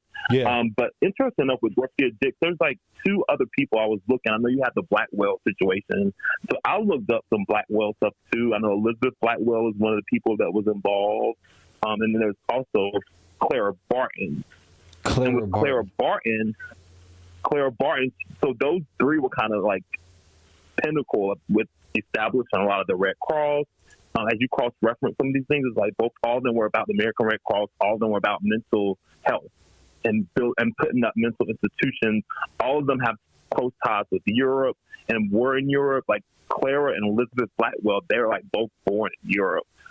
They're saying that Dorothea Dix was born in like Massachusetts, New England or something, but I have a question mark on that because like the other caller said, she has close ties with Pope Pius IX over in Europe. So I'm kind of like, that's just a question mark when it comes to her. And with her time in Europe, it's like, does it even matter because she's so closely affiliated with Europe? And let me see. The crazy thing with Clara Barton specifically, I know the other caller was talking about every city. When I researched her, it was talking about all like it kind of like her with her. You really start getting the cities and what happened, right? Because they put it on the internet. They said that in Michigan there was a fire in 1882. In Charleston, South Carolina, there was like this earthquake. So it's like all these disasters happen around her. Everything is hitting right there at that time, right? Oh, earthquake, fire, and flood. Perfect time for us to move on and help somebody. You can't resist help now. I mean, come on. Right. So I thought that was wild. And you know what's crazy? So I'm going to tell you this morning. When I saw that you were coming up, I started doing some research in Blackwell. And like I said, I'm here in New York now. And I remember, like you said, a story about the airplane drive. And I remember just leaving when you go through LaGuardia in Brooklyn. Yes. You always fly for Rikers Island. And I feel some kind of way knowing that it's a lot of black men and women in that prison. I'm like, dang, here I am in the flight. And, I'm looking down, these people in prison and just can't, I always feel some kind of way about that. And so it's crazy because with Blackwell Island, let me pull it up I pulled the information. Go ahead. I want to get this in. Right. Okay. I have it. Yeah, here it is. So it talks about the abuse. So it's so wild too how like the Black Holocaust. Like I'm using some terms for what they call the Jewish Holocaust because it really shows you what happened with us specifically. Oh yeah. Like in these asylums. Yeah, because in these asylums, it's giving me like what was going on before, like you said, the incineration and it's crazy too how incineration and incarceration are so close in wording. I thought that was crazy. Wait, say that again. Like, so we have incarceration and then you have incineration. Like, I think that's wild. Oh shit! So that probably goes hand in hand because again, once you're judged and you're incarcerated, I mean, they didn't wait on death row. You went straight into the furnace. You understand? If you're guilty, I'm like, and you're under this new regime / church, think of what it means to be condemned and go to hell. What do you think that means? The eternal fire. What do you think about all this? What do you think is sacrifice? What do you think all that shit is? Where do you think that shit come from? It's all stemming from these Orthodox Russian, Germanic, crazy draconian folk, to tell you the truth. It's like some alliance with the Turks and Poland. Go ahead. Yeah, I was like, those words are too close to not, because even when you say them, you can kind of mess up and say the wrong word. Yeah. Like if you're not careful, I'm like, those words are too closely connected to not be connected. But yeah, when it was talking about the asylum, so I was just thinking about all the things that happened, like, as you're talking the same asylum, I was like, dang, that's the same thing when they teach us about the Holocaust in some movies and television shows you see. Yeah. It's like when they talk about in these facilities, they were given spoiled food, cold baths, they were all these different things, the supposed treatments that they call them for the insane asylums will be the exact same thing that they would say happened in the Holocaust to Jewish people when they were being tortured. But here they call them treatments. Okay, what they call them here? Would you say they call them what? Treatments. I'm fucking dead. I can't do this anymore. Okay, so what you've been noticing pretty much is, I can't do it, man. The similarities between what they said happened to the Jews and what happened to you is quite similar, but what you're noticing is yours say treatment and theirs say humanitarian, torture. Like they're like, they torture the. So the Jews was tortured, but you were treatment in the asylum. Oh, right, right. And when you talk about the horror story, it clicked to me because American Horror Story, I didn't watch it yet. Oh, they shit. Have the actually a lot of the shows kind of relate to it, but specifically they have an insane asylum for one of their seasons. And it talks about the wrongs, like you look at it, they talk about the wrongs where they put white people. So then it's wrong when you're looking at it, when you see like the white characters versus if they were all black characters. Yes, and then it's treatment. So it's really about the mentality of us, like where we're at in our heads. Yes. Yes, you're right. You're absolutely right. Every individual got to say, wait a minute. I mean, how could you give the Jews even have the thing and label that torture when this is seen as some form of treatment and this was wrong, we shouldn't have did this form of treatment, we were new to science at this time, so forgive us for this and that. Yeah, you understand what I'm saying? The rhetoric begins to change, whether conservative or liberal, doesn't matter. It's truth or not. You feel me? Go ahead. It's truth. Yeah, so that helps, I guess, them. But you took it a step further, and you're giving us the history and who's behind it. So now we can start pointing these people out. Like, okay, if you were the Red Cross, we know, like, you need to step up to the plate. Like, it's like you gave us the ability to start pulling names and like, now who are you? And what was your real intention? And why do you, like these spies and, like, what's really going on? Like, okay, so who are you affiliated with since we're saying you did this to us, okay? And I'm, like I've been saying, the Queen of England and the Red Cross is hand in hand. That's how she got the crown. But, I got the picture up right now. The Queen of England meeting with these nurses of the Red Cross. They did Australia like this. Canada, they did this to our people all over the place. Yeah. They're doing it now. Like, they're right in Haiti right now. Right now in Haiti. And it's like, we know, we all, like, I grew up, I was like a kid, when we finally was like, I'm not donating to the Red Cross. They be taking the money. Like, we say it, I had been 19 or so. When we finally, I was like, because I felt your heart goes in. You're like, oh my God, I really want to help these people. You want to donate. And so even back then, it was like we knew the gig was up. But now you're taking a step further and connecting it to history for the past 200 years. And you're like, not only is the gig up, but this is what we need to look into these people. Oh, this is worse than reparations. We need to halt reparation and everything and just find out what truly happened so we can get a sense of the trauma before anything. Because if we're in an asylum, it's due to you. And if we're in an asylum and the patients are saying, look what you did to us, I think that's a blessing. That's a blessing. Right.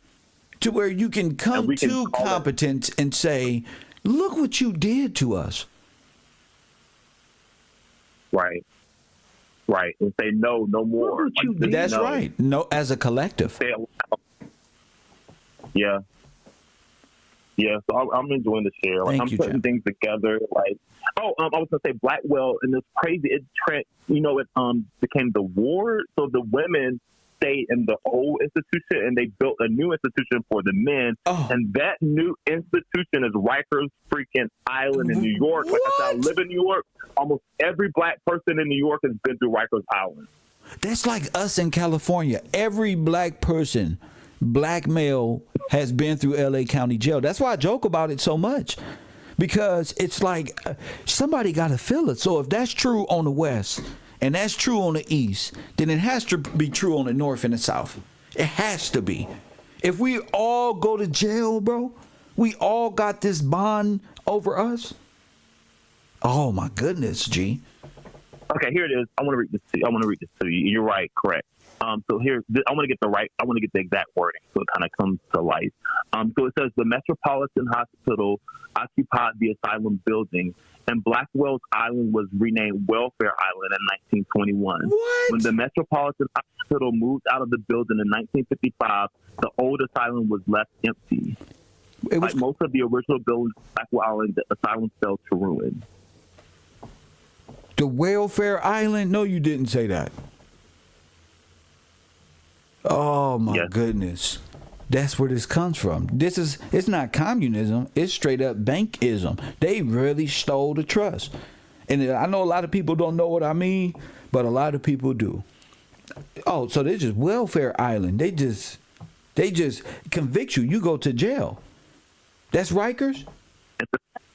Yeah, and so, gosh, okay, so let me put this together. So it says the Manhattan Psychiatric Center. The Manhattan Psychiatric Center is a New York State-run hospital on Ward Island in New York City as of 2009.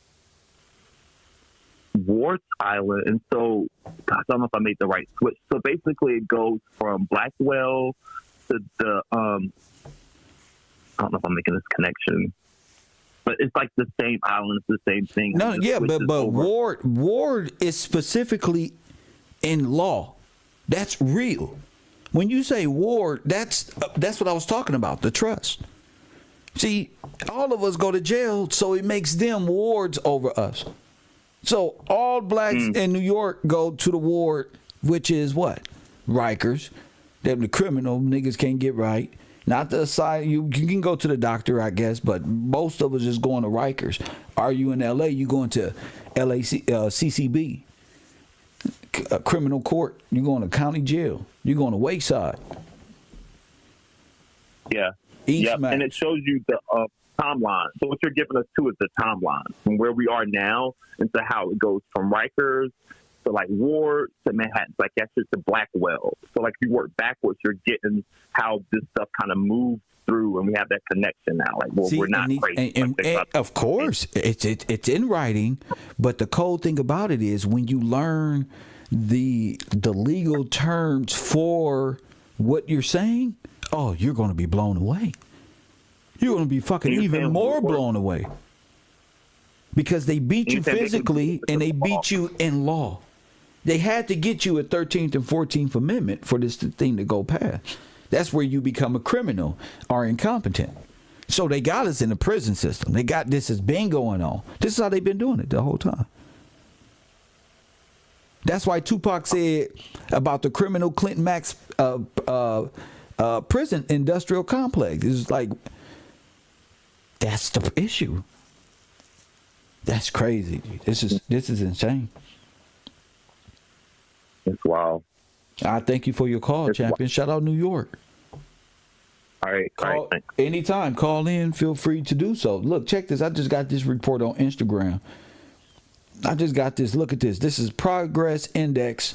Check this out. Racist origin. Central State was built to imprison black people in nightmarish condition. Ain't that what we were just talking about? Huh? Okay, 5 of Virginia's 8 mental hospitals, including Central State Hospital, are recent casualties of the coronavirus pandemic, which is identical. Let me stop there. These are my words. To the smallpox. See, it's all going down right in these locations. If you got the information, you'll be able to compare in different cities and different states and come together. In information. Look how beautiful this is. I'll do it. Fine. Support the broadcast. Go to my Cash App. Hashtag is Gills Gang. Go to my patreon.com/KevGillsTV. And when I open up Discord for movies and things of this nature, participate. Feel free. Listen to this, y'all. Are recent casualties of the coronavirus pandemic, resulting in a low staffing coupled with high patient populations. And while Central State was weathered numerous crises in a 150-year history, it rarely has had to close its doors to new admissions as it did this month. A long history of some ugly chapters. Some of the story began 1844. Dr. Francis T. Stribling, who for many years was superintendent of the Western Lunatic Asylum at Staten, suggested at a national meeting in Philadelphia that no provisions had been made on state levels to care for insane colored people. Press 1. No provisions had been made to. We will simply remark that for many reasons it could be desirable that an institution for colored persons should be entirely distinct from those occupied insane whites. See? He wrote in, let me stop, bro. How you gonna be racist with retarded people too? Press 1, let me stop. I'm gonna hit this for 1864 people. Shame. Shame. Shame. That ain't fair. Something wrong with you.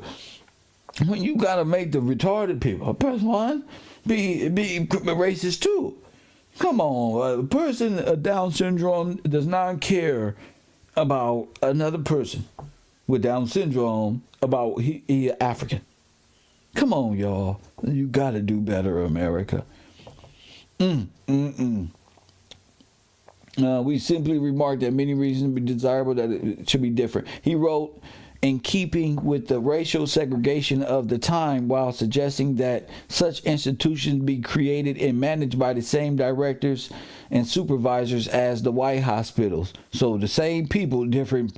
Oh my God, professional medical care for mentally ill black people was virtually non-existent in the pre-Civil War days. I doubt it. They always want to make it seem like nobody cared about you pre-war, pre-them. Since the 1840 U.S. Census had for the first time introduced the category of the insane and idiot. Stribling and other so-called health professionals cited and documented rise in the insane and idiotic black people after the war by conducting that slavery provided the best protection against insanity. Freedom, these racist white doctors claimed, often led to madness. So, being a slave, you didn't take the conditioning of you was a slave. You know, I ain't no damn slave. I own property. Oh, you gotta be crazy. You don't own no damn property, because guess what? You got dementia. Here, take this because you tripping. You don't know where you are. I'm in a hospital and they took me last year. Press one. I'm reenacting old people back then. I know where I'm is. Press one. Oh, Mr. Gillespie, take your shot. Clunk upside the head or something. Press one. Heard in the distance. Press one. It seems he's out. Let's get him to sign his whole land over to us. Press one. Mr. Johnson, how are you? Oh, blessing. You're incapacitated. Oh, looks like you're going to be handing all of your things over to the Catholic Church. What the fuck? Thanks for signing your life over and soul over to us. Goodbye. You're going to the inferno now. What? They'll drug you up and take you to the inferno. Do you understand what I'm saying? Y'all think I should make movies, huh? They will drug you. What? Ma'am. Everything coming out your mouth is, but you know you going to the inferno. First one, you know these people crazy. The Nazis burn you up. Oh, yeah, them Nazis won't give a fuck. They go with fire. They burn you up. Coffee and Kush TV, you on the air. What up? What's going on, Kev? This B calling in. B calling in from, what up, champion? From Texas. Hey, we was talking. I'm listening to the class today, and you were talking about the asylums. And I was doing a little research, and it brought up John Kellogg, like Kellogg cereal. And, man. He started with an asylum, and then another word they used for asylum was, it's synonymous, is sanitarium. Oh, my goodness. So they probably was putting stuff in a Frosted Flake? Is that what you're saying? Yeah, they probably was, but maybe the Frosted Flakes is chemically based. Maybe it's eugenics. Yeah, he believed in eugenics. Oh my goodness! And they said the difference between asylum and the sanitarium is the asylum is run by the state. It's a state-run facility, and a sanitarium is a privately run facility. Oh, that's even worse. It's the same thing. But it's worse. The private prison, the private asylum. Yeah. Oh, you don't know what they're doing. That's Nazi ran. That's MK Ultra type.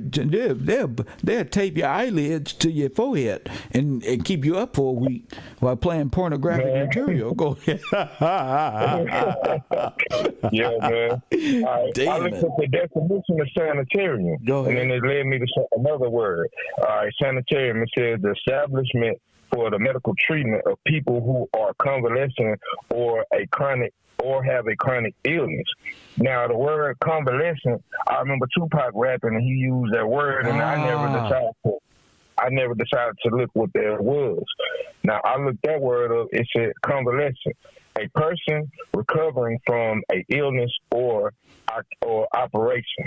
So when they label you mentally ill, you become a convalescent. Yeah, that's why he said, I refuse to be a convalescent. You feel me? Right. I refuse to be that, bro. That's crazy. I keep telling you, Pac was on some. Now I understand what he really meant by this whole thing. Like, damn, bro, that's deep. That's deep, man. Right. And another thing with John Kellogg that I've seen, that he it says his sanitarium was founded by members of the Seventh-day Adventist Church. Now that go back to Utah and all them other people that you was telling us about, with the holding the names and everything. Where they get the names from? Say it again. That goes back to like around the area with the Mormons and Utah, and all of them come from there. So they know the names and they know what they're doing. Because they're the workers. They're the workers, the old workers from the hospital, so they know the names. They will have to forge the names. Go ahead. Right. And man, that's pretty much what I had to add. I thought that was interesting. I thought Very that was, like that, man. I'm going to go and sit back in class. I appreciate you, brother. Another day, another reason to thank God we alive. Thank you, champion. My man. See, no other YouTubers in our community is even talking about this. So I want to say Kev copying nobody. Kev, no, we not talking about this. This is important. Well, the Black Holocaust to me is the greatest story never told. Freedom has not been made, blah, blah, blah, blah. Where we at? So what we got right here, is a connection that separated the blacks from the whites in the asylums. That'll put them all the way over there.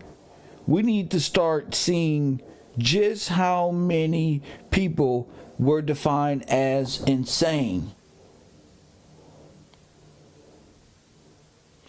And the definition of insane in regard to black folk, regarding the Reconstruction into the Jim Crow era, was dangerously malleable and was sometimes based on the sole opinion of a white person who may have been suspiciously wary of the post-emancipation social order. So it's just at the mercy of anybody playing the role of doctor. All this, 1882, all this is before the overthrow of Charleston, North Carolina. Remember all this, so they don't get you thinking you was just a street punk, or you was a slave, or you was this, or you was that. We talking black orphan children. Let me get up here, play on the internet, and be irresponsible with the words, or talk about death all day. Or we can get to the basics. You feel me? Support the broadcast. Let me go to my Cash App. Let me see who out there right now needs that shout out right there. Shout out to my man, Tor. He said, "For this is a great show." Miss Crystalline says, "For I appreciate you, King." Shout out to you, Queen Yvette, out there in Georgia somewhere. Shout out to you, Taj in the building. Shout out to you once again, always contributing to the program. And shout out to my chat room for keeping this chat rolling and up to par. That's what I'm talking about. Say something. You know, how many people were murdered by Planned Parenthood? Y'all don't hear me. This is all after this. That's the after effect. They couldn't kill you no more, so they had to trick you into death. They had to trick you into death. Oh, Oh, yeah, come sign up. Right here. Join this. Right here. Go up, step right up. You be put in the asylum so fast. You'll be put in the asylum so fast. So let me listen to this real quick. Look at the secrets of Rose. I didn't even listen to this. So where did it all begin? The island was initially called Minnehanuck by the Lenape, the Delaware Indians at the time. Look at this. And they put them up. See? They put them up. They put them up right there. Coffee and Kush TV. You on the air. What up? Hey, Kev, this is Crystal, and I was just calling in. You know, I'm here in Georgia, so I started looking up insane asylums here. I was with my grandmother the other day, listening to the show while we was riding to take her to the doctor's office, and she had mentioned Milledgeville, Georgia, is where they used to send, because she heard you say something about asylums, and, you know, she's listening, because she like history, too, so she's listening. Right. And she's like, oh, they used to send our people down to Milledgeville, Georgia, so I got to looking into it. And around this time, like 1837, when they say it was supposedly founded, it's the largest one in the United States, and it's Georgia. You know, it has to be connected to King George in some kind of way. Georgia. You know, right. Just thinking. So it's the largest one, 2,000 acres. If you see how big this place is, it would look like it. And you have to see the pictures of it. It's massive, like over like 200 buildings, I knew but it's all dealing in around the same time during the Civil War. You had Sherman's March going on down in Georgia. It even said something about Sherman posting up at this asylum. You know, so it was war tactics. Do they look like castles down there as well? Yes, that's you got to see the pictures. Okay, send me some pictures. All right. Thank you so much. Lord have mercy. Shout out to Georgia. Look at these castles. That's what I'm saying. Like, it's something else. It ain't just, some ghost stories. The intense spreadability of smallpox and the lack of knowing exactly how to treat it during this time in history. And I don't believe nothing these people say. They did it. They did it. They helped white supremacy and Nazism by saying, the Nazis didn't know how to treat it. That's why the Jews died. That's what that shit sound like. Oh, you know why so many Jews died? Because the Nazis didn't know. They put the wrong gas mask on them when they went into DEFCON 3.5. That's what that shit sound like to me. What the fuck are y'all talking about in this world? That's why I'm needed in this world. Support the real. Don't support the phony. Coffee and Kush TV, you on the air. What up? Hey, Kev, this is Troy. I was calling back. What up, Troy? I just wanted to respond. Yeah, the caller before, he made a mention about John Kellogg, and I got some I studied about this guy in school. And you want to ask about, was he putting something in the cereal? I'm being silly, but you know. No, you're not being silly. Your spirit asked a good question, because go ahead. That was a part of the temperance movement.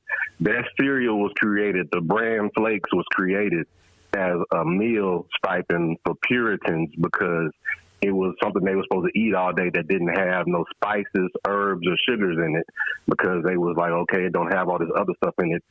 So, because they felt like all those seasonings and flavorings of food led people to masturbate. So it was a part of it made niggas horny. Exactly. Oh. And that was a part that was, you know what I'm saying? So that was a part of the temperance movement, you know, the whole like prohibition era, like we're trying to clean up the face of the drunken and the left behind in the street. So basically all these leftover people that you threw in this country that don't have no origin, all these vagabonds and stuff, that's about, we got to clean these people up and then put them back out there. So we got to pick these people up and institutionalize them. So if you're a vagabond, if you're a masturbator, if you or whatever, you liable for it to be treated like the minority status. You're a minor, so you got to have somebody operating on your behalf as an adult. But everybody masturbates. So that would mean everybody got just cause to go into the same asylum. But anybody IP address that's touching themselves, they're like, oh, you got a compulsory demon inside you that we need to exercise. Oh, but that's what the church used to execute your dumb ass. Right. Oh yeah, I ain't saying this shit makes sense. That'll put you in the furnace. That'll put you in Catholic jail. down there at the insane asylum. They caught you touching yourself behind the barn back in the day, and then they told on you. So you up there getting burned because you were touching yourself. That white lady catch you, girl, listening to Cardi B. Press 1, talking about WAP, and you up in there, press 1. I hope they realize that the WAP, all that shit. Like, don't y'all realize this woman that they showing you, this woman was illegal, and they burned her at the stake. They burned all the Megs and Cardis and all the women. They burned everybody. They burned everybody, more than everybody. But if they had a reason they would burn me too. They had a reason to burn your black ass too. They just make up. Oh, anything. You can read for yourself? Oh, you can read? Come here. We heard you had a YouTube page, but you up here talking about we put you in an asylum and a crematory. That's against the rules and regulation. That all the Oompa Loompa troops will come and throw me in the furnace. And what they do, it's illegal to talk about the insane asylum in the furnace, so what we going to do? Throw you in the insane asylum in the furnace. Just to prove that ain't real. That's how they prove that it ain't real. Because everybody else going to say, see, we don't want to be like Kev, so it ain't real. We might as well listen to Tariq Nasheed.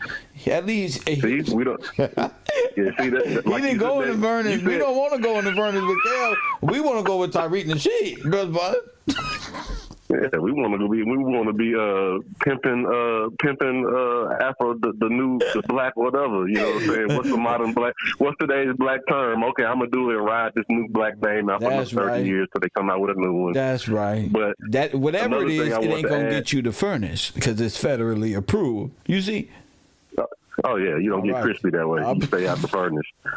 You stay fresh. You stay fresh and clean. You stay fresh and clean. Like Krispy Kreme.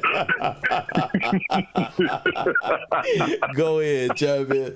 I was gonna say, as far another thing about the asylum is the Batman. So you got Bruce Wayne. That's right. Batman. He owns the whole city, but also his family, the other side of his family, owns the asylum, Arkham Asylum, where he throws all his enemies, you know what I'm saying? Oh, damn. This man is playing the game on both sides. Batman is a Klan member, you know what I'm saying? Yeah. He's a Democrat and a Republican. He's a Nazi white man playing both sides. Yeah, he's a fusion party. Yeah, that's why they wanted to show you this character and little kids. They got kids going up thinking, oh, okay, I can be two-faced like this. I go outside then at night, I can put on a robe and this and that and beat the motherfuckers up that I was sitting across the table at during the day. Yeah. Just put the clothes on, put a Batman instead of the white robe. You put the black costume on, throw them all, and go beat up the same people you was just making deals with. Batman is an asshole. This Batman running the insurance racket on Gotham City. That's why you got to keep this up a secret. They're like, wait a minute, Bruce Wayne is Batman. He tore the bridge up, and then Wayne Enterprise came back and fixed the shit. Where he live at? Where Batman live at?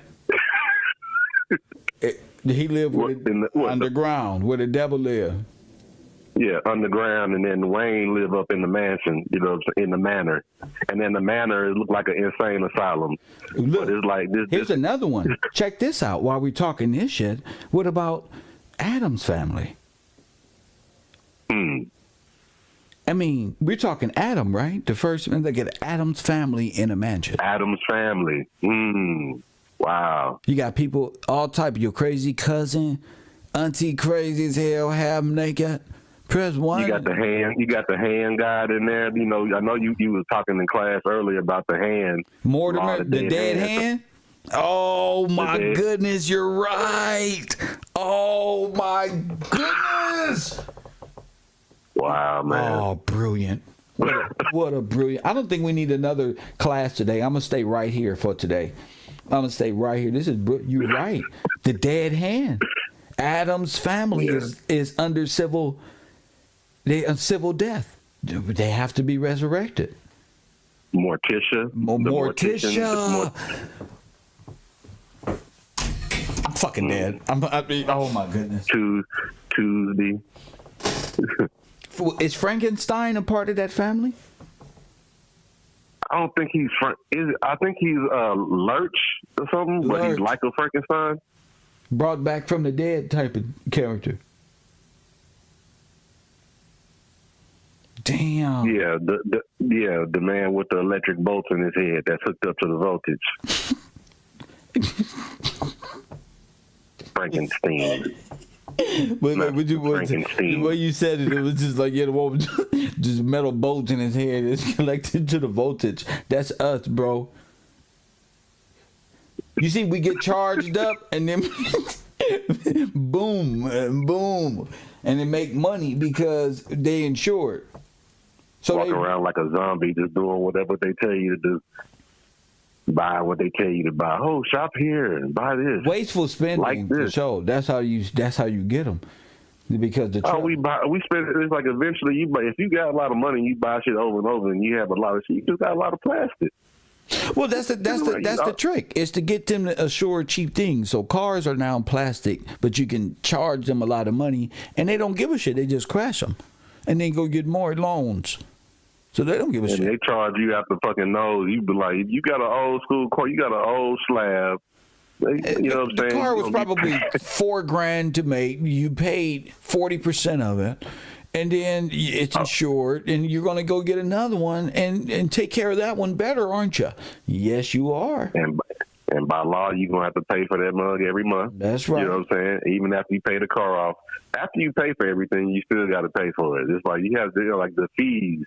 And that's what it is. Like, oh, you only have fee simple ownership. You're like, okay, because I got to pay a fee for everything. A simple fee. But it's a lot of damn simple fees on everything for me to own shit. But you're right, because I got to look good in front of these ladies now.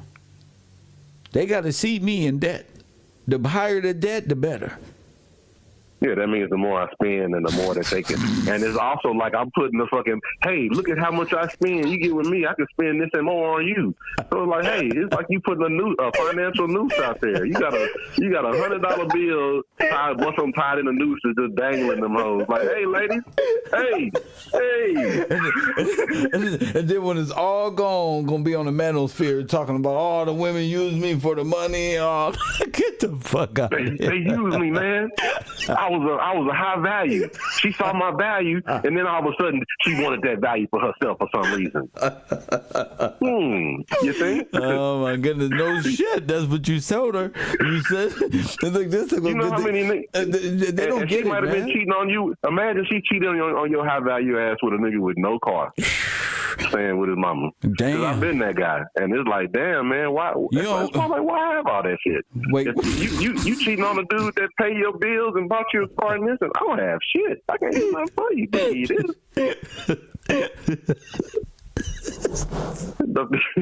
Sitting up there whining on YouTube about. I'm like, you sound childish.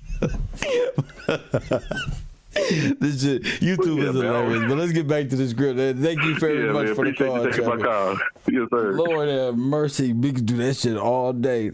You know what you signed up for? You know what you advertising out here. Stop it, G. Came to be built on it. Sure.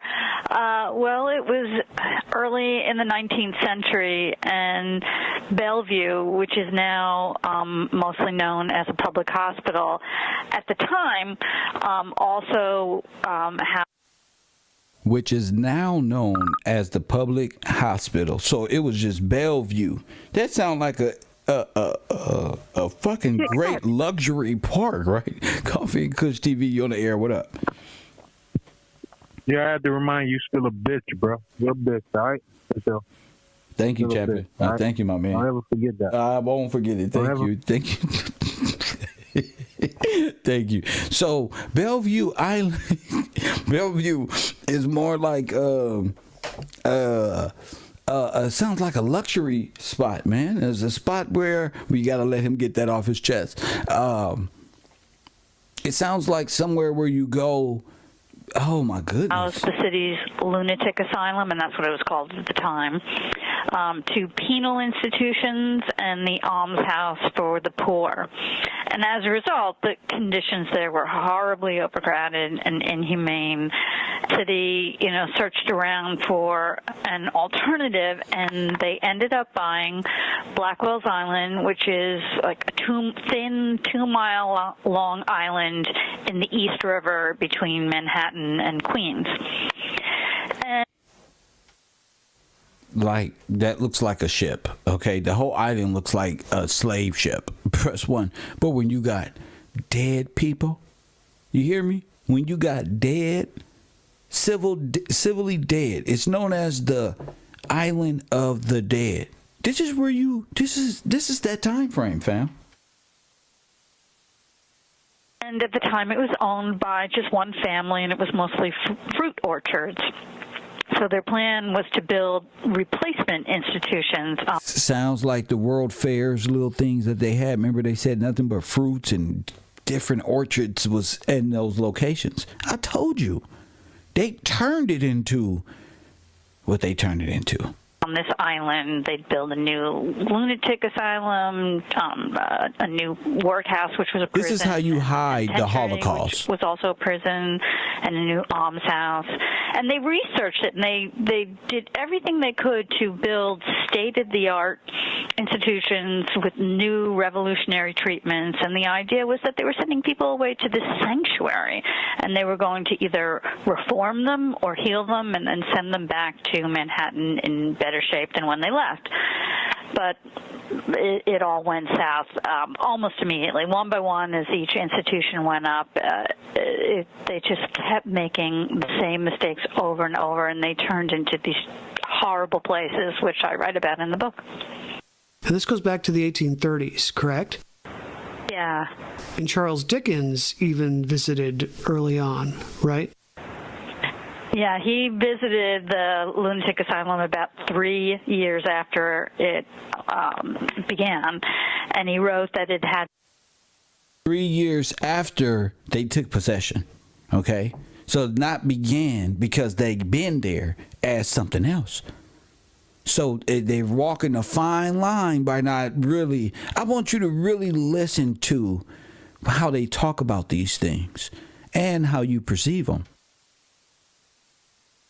That madhouse air, the moping idiot, the gibbering maniac with his hideous laugh and pointed finger, they were all there in naked ugliness and horror. So there's a long history to this island. It was being used for these purposes from the 1830s all the way up to the turn of the 20th century. Different buildings are added at different points, of course, but I'd love it if you could talk about some of the uses of these buildings on the island. And by the way, the names of these buildings sound quite idyllic. Pavilions, lodges, retreats. Would you explain the different buildings, what each was for, and who was housed where, etc.? Well, the lunatic, first of all, the focus was, most of the people that went there were poor people. For instance, the lunatic asylum. When members of wealthy families developed mental disorders, they were sent to a private asylum called Bloomingdale, which was much, much nicer. So the only people being committed to the lunatic. And so the other one was... Let me stop here. So you was taking here, they were taking the Bloomingdale. Go ahead. Asylum on Blackwell's Island were the people who could not afford Bloomingdale. Oh, my goodness. Never mind. And that was true for all the institutions. There was a hospital there, but it was a hospital for poor people. The almshouse was clearly for poor people. These were people that, had no money and no place to live. And the only two places that should have been more democratic were the penal institutions. Oh, my goodness, y'all. Democratic? Oh, no, they were democratic, Adolf Hitler style. They should have been more republic and sovereign. It didn't matter whether you're wealthy or poor. If you committed a crime, you should go to jail. But and we can talk about this later. But that now y'all know the difference between the Fed and the state right here. Just how it all got started. Was not the case. Basically, the wealthy almost never were sent to prison, and only the poor ended up on Blackwell's Island. So, oh my goodness. So the lunatic asylum. Well, let me just first say, what the problem was and why each institution just fell into these terrible places so quickly.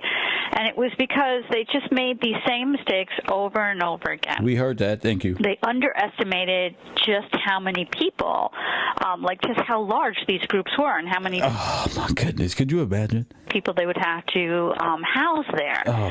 They underestimated just how expensive it would be.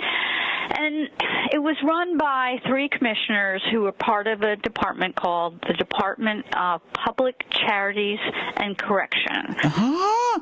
Wait a minute. Public Charity and Correction? Uh-oh. Look like we got to go to the Charity and Trust lady again, the Confederate librarian, our favorite white lady. Well, she said our trust was made into a charitable trust, and the 13th and the 14th Amendment genocided them. I do not believe what I just heard. Okay? You may not know what you just heard. Oh, my goodness. Oh, my goodness. Let me rewind this a little bit to make sure. I heard charitable. You ever heard of prison being voluntary? It's a charity. These same mistakes over and over again. They underestimated just how many people, just how large these groups were and how many people they would have to house there. They underestimated just how expensive it would be. And it was run by 3 commissioners who were part of a department called the Department of Public Charities and Correction.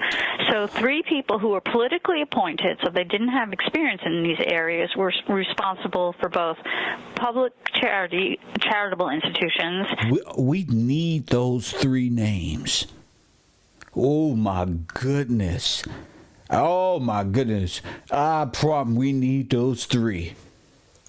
And penal institutions. And it created this terrible association in the public's mind that all these people were basically one and the same. Criminals. I told you. Let's go.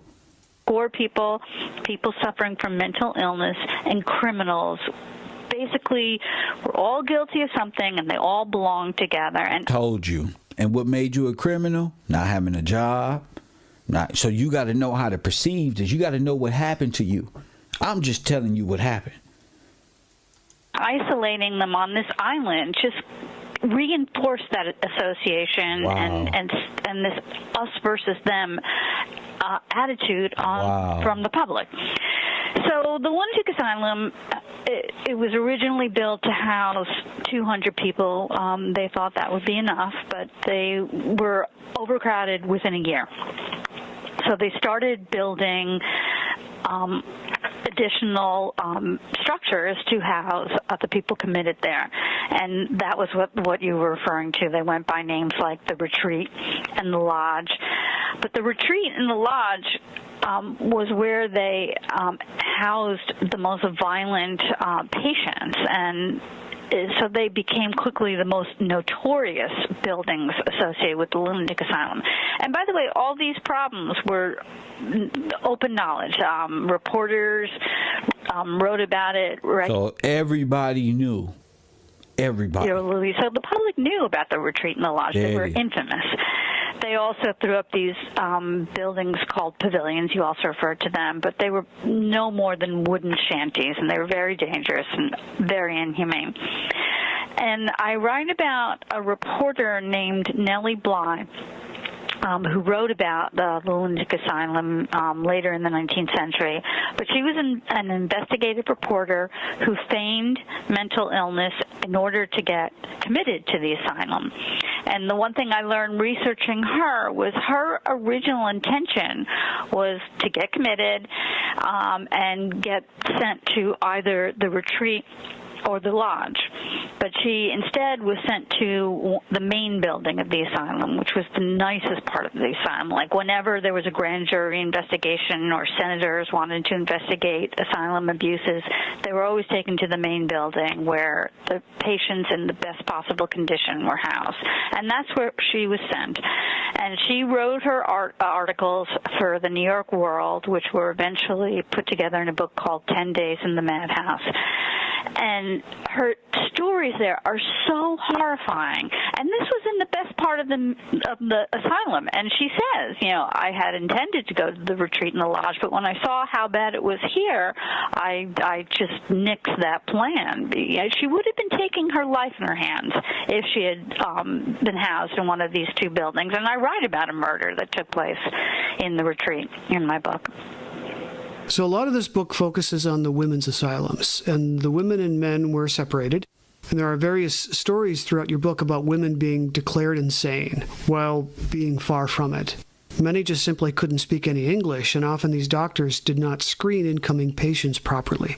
Could you explain the common processes for diagnosing insanity and the kinds of women who were being put into these facilities? Well, it was frighteningly easy to get committed to Blackwell's Island. As you said, like sometimes a woman was brought into police court and they couldn't find or didn't want to bother finding an interpreter, and so they'd send her to the lunatic asylum because she didn't speak English. Husbands could have wives sent there. You basically had to get someone from police court to sign to speak for you, because you knew nothing of the law, so you couldn't speak. A certificate of commitment, and that could be bought, or you could have doctors say that the person was insane. Again, their testimony could be bought. Meaning they will supply you a public defender. And just for your sake, we're going to get you a doctor, too, to see if you're even capable of standing trial. You understand me, boy? You know where you are, boy? Do you know what's going on right there, boy? All right, boy. Go on there, right to me, boy. What was sadder to me was, as I was researching the book... This is insane. I came across... Well, there was a Senate investigation in 1880, and there was this 900-page report that was put together as a result of that investigation. And they interviewed one doctor, and he talked about how when he was first assigned there, he went through all the records of all the women who were in the asylum at the time. And I forget the number, I don't know offhand, but it was like something like 85 women were there with absolutely no records. They don't know who sent them there, when, or why, and they just remained there. And without explanation. I just thought that was terrible. You could have a lifetime commitment and nobody even knows why. Look, you could be committed for a lifetime. One of the more and don't even know why. Endearing figures in your book is the Reverend French. I'd love it if you could explain what brought him to the island and what his role was there. Thank God for Reverend French. It was writing this book was a challenge just because so many records were destroyed, and so I had to piece together what went on in the island and what it was like from the inside, based on this hunt for records. And I luckily came across Reverend William Glennie French. He was an Episcopal missionary to the island, and he was there from 1872 to 1895. And he wrote an annual report every year of his work there. And he structured it based, like he would walk the length of the island going from institution to institution. And so his annual reports were based from the order of the institutions, like he would write about the lunatic asylum first, because that's the first institution that he came across. And then he'd go from institution to institution in his annual report. So I actually copied him in my book. I did the exact same thing. I structured the book based on each institution in the order that you come upon them. And he wrote about it with such heart and from a point of view that wasn't politically motivated. I also, for instance, read the Department of Public Charities and Corrections.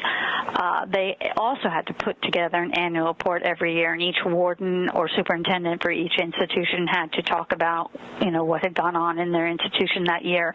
And by the way, some of those were also very frank and revealing.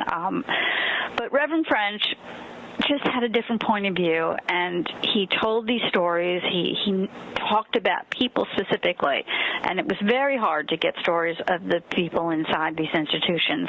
I mean, I mean, I've been researching for a long time various stories, and I find that if you're wealthy, and this isn't a knock against people who are affluent, but there's just much more of you leave behind a greater record. There's letters, there's books, there's articles, there's all sorts of things. But when you're poor, especially in the 19th century, you get a record of your birth and death, hopefully, and that's it. It's very hard to find any kind of written record. So wow, you see, have someone like Reverend French talk about these people as human beings and to tell their stories was just, thank God I had those. And so he became the hero of my book. I would talk about him and his efforts in each institution. And it was heartbreaking reading some of these because he was just such a good, compassionate man, and he was always agonizing that he couldn't do more. And in fact, he almost lost his job because he always would carry around in his pockets something to give to the inmates on Blackwell's Island. And he couldn't give a lot, and he couldn't give to many, but he always had either some candy in his pockets, an orange, an apple. He would carry paper and envelopes and stamps so he could write letters for the inmates who wanted to reach out to their families or to try to get a job. And he paid for these out of his pocket, and he went into debt. And when his supervisors found out that he was going into debt, they felt like he was embarrassing them, and they called him on the carpet for this. Like, you shouldn't be doing this. You're embarrassing us. You have to do something about your debts. And he almost lost his job just out of from being kind. He was called out on the carpet for numerous reasons as well. He revealed. It reminds me of the redemption. No, it reminds me of the Green Mile. Wow. Okay, let's get back to what they did. Okay, come on. His supervisors were unhappy with him because he really tried to stop the abuses that he witnessed, but he'd get reprimanded because he was only supposed to be there as a spiritual advisor. But taking care of them physically, it wasn't his responsibility. Is that correct?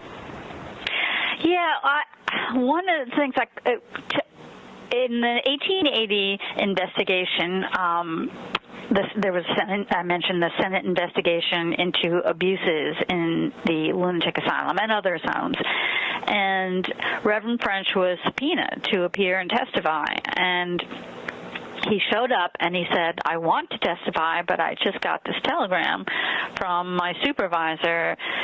And basically his supervisor was telling him that there was a possibility that he would lose his job if he testified. And French said, I want to testify, but I don't know what to do. And the senators said, well, what's his name?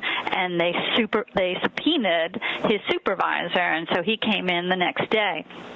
And I include part of the exchange between the senators and the supervisor because it's just utterly fascinating reading, because they're basically asking him, we are just trying to find out if these people are being harmed, and we're trying to get testimony from people who, don't work there, who are not, testifying out of self-interest. Wouldn't the most Christian thing to do would be for French to stand up for these people and tell us what's going on? And the supervisor is just answering no. His only job there is to provide spiritual counseling. He's not there to witness or report on any possible abuses that are going on. And the senators are going, okay, it's not his job, but nonetheless, if he witnesses something wrong being done, shouldn't he tell someone? Shouldn't he do something about it? And the supervisor kept saying no in all different ways. And he sounds like the most heartless, terrible human being on earth. Like, why would he possibly, how could he want to prevent French from testifying? These terrible things are happening. He could help. And then finally, when I started to read between the lines of his testimony, I understood that he was in an impossible impossible position. The people that were on Blackwell's Island who didn't work there, who weren't committed, they were only there because they got a pass from the commissioners who ran the Department of Public Charities and Correction. And they could revoke these passes at any time. So he was afraid that if French testified, they would no longer be allowed to send missionaries there. And he's basically thinking, we can't help if we're not there. So he wanted to help, but he wanted to help in a less public way. In your book, there are many, many terrible stories of abuse against the women inmates of the asylum. Far too many to mention here. The stories go on, both fascinating and depressing. Could you give us some examples of some of the more egregious abuses against these women by the attendants and the nurses? Well, part of the problem was to keep costs down. The commissioners decided to use convicts from the workhouse to work as nurses and attendants in the asylum. So that didn't go well. And a lot of the abuses were at their hands, although not entirely. There were, terrible nurses who were nurses. But one of the things when they started the asylum, they were supposed to be following a revolutionary form of treatment called moral treatment. Prior to that, people who suffered from mental disorders were just thrown into prisons, put into straitjackets, and essentially forgotten. There was very little in the form of actual treatment or therapy. And moral treatment wasn't really, it was very simple. The idea was, let's stop putting them in straitjackets and in prisons, and let's treat them with kindness and compassion. Let's put them in institutions that are comfortable and kind and not like prisons. I mean, it seems common sense. Like, if we follow this and if we do this instead, maybe they will respond better. And of course they did. But once they were quickly overcrowded, and the people who were in charge of controlling them started putting them in straitjackets and other forms of restraint. And I just came across one horror story after another, and the one I keep using as an example is at one point they took a pregnant inmate and they put her in a straitjacket and they threw her into solitary, and they had solitary in a lunatic asylum. And they forgot about her, and she gave birth in solitary in a straitjacket, like alone in a straitjacket. She gave. This is by far the reason why I do what I do. And the reason why I want to start this transition into KevRow University this way, and the why. You know what I mean? Because these stories got to be told. These sites have to be visited. Somebody has to report on this and bring it to the surface and be able to reiterate what's going on, what has happened to us from the past. KevRow University, you on the air? What up? You on the air?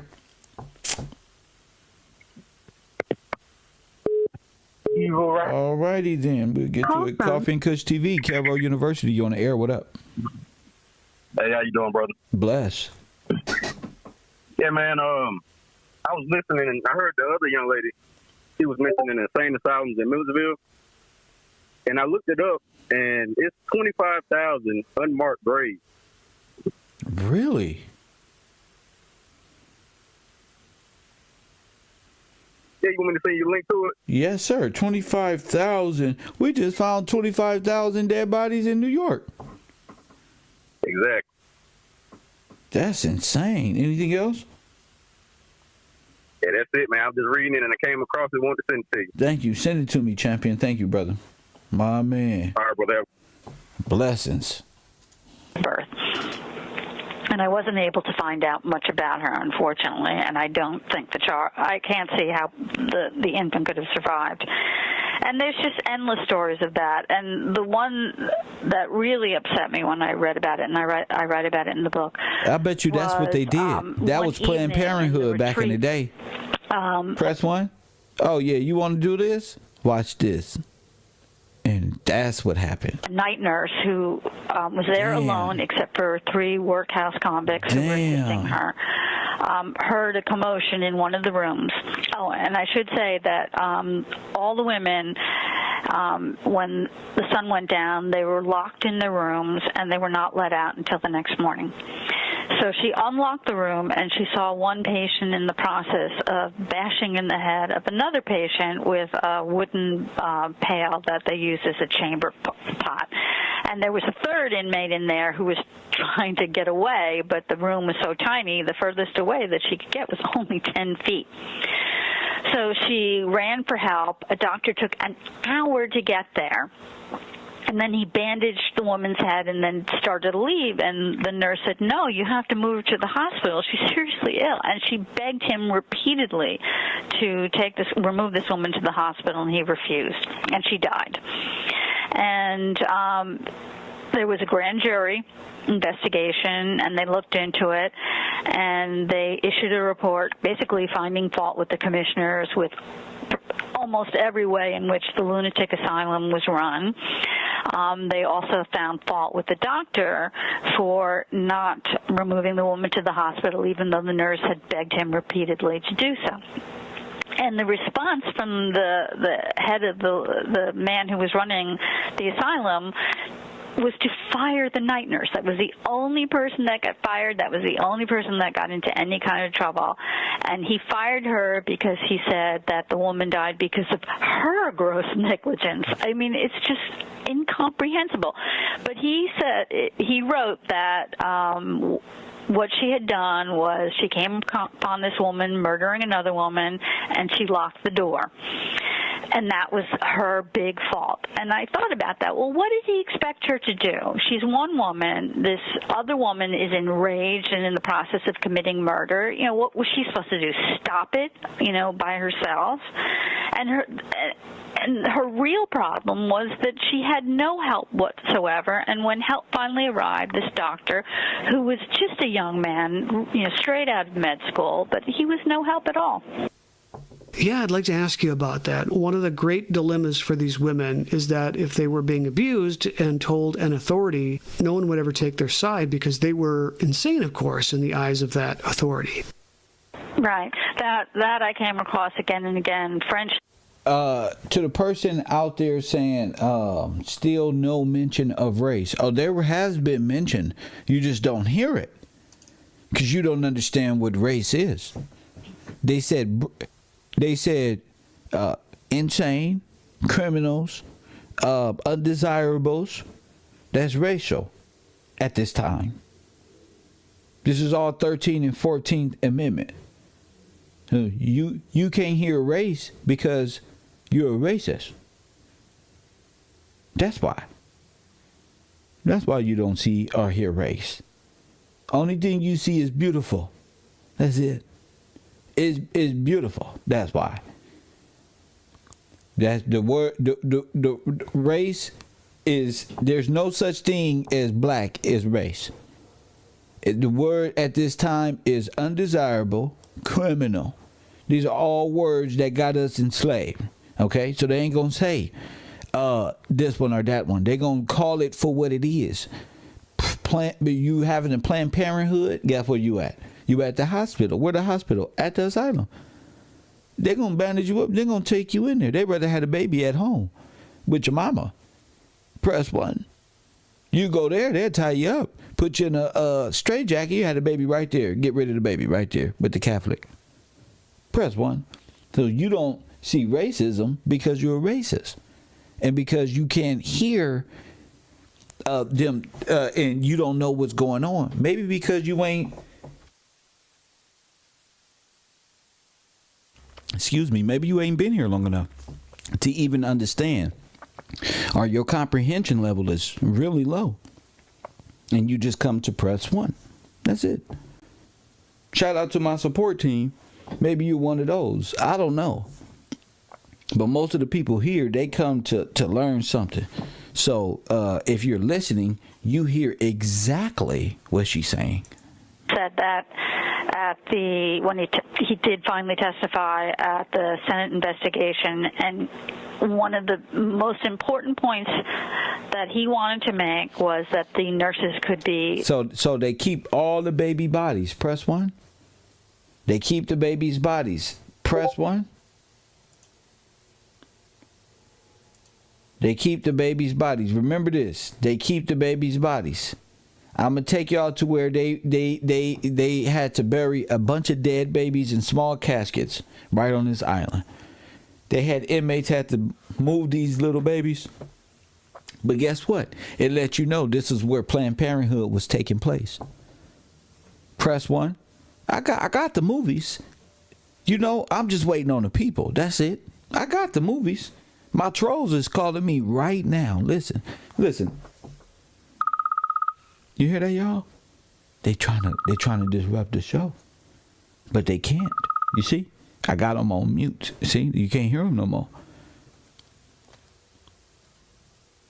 I got to find a way to defeat the trolls, so that's how I do them.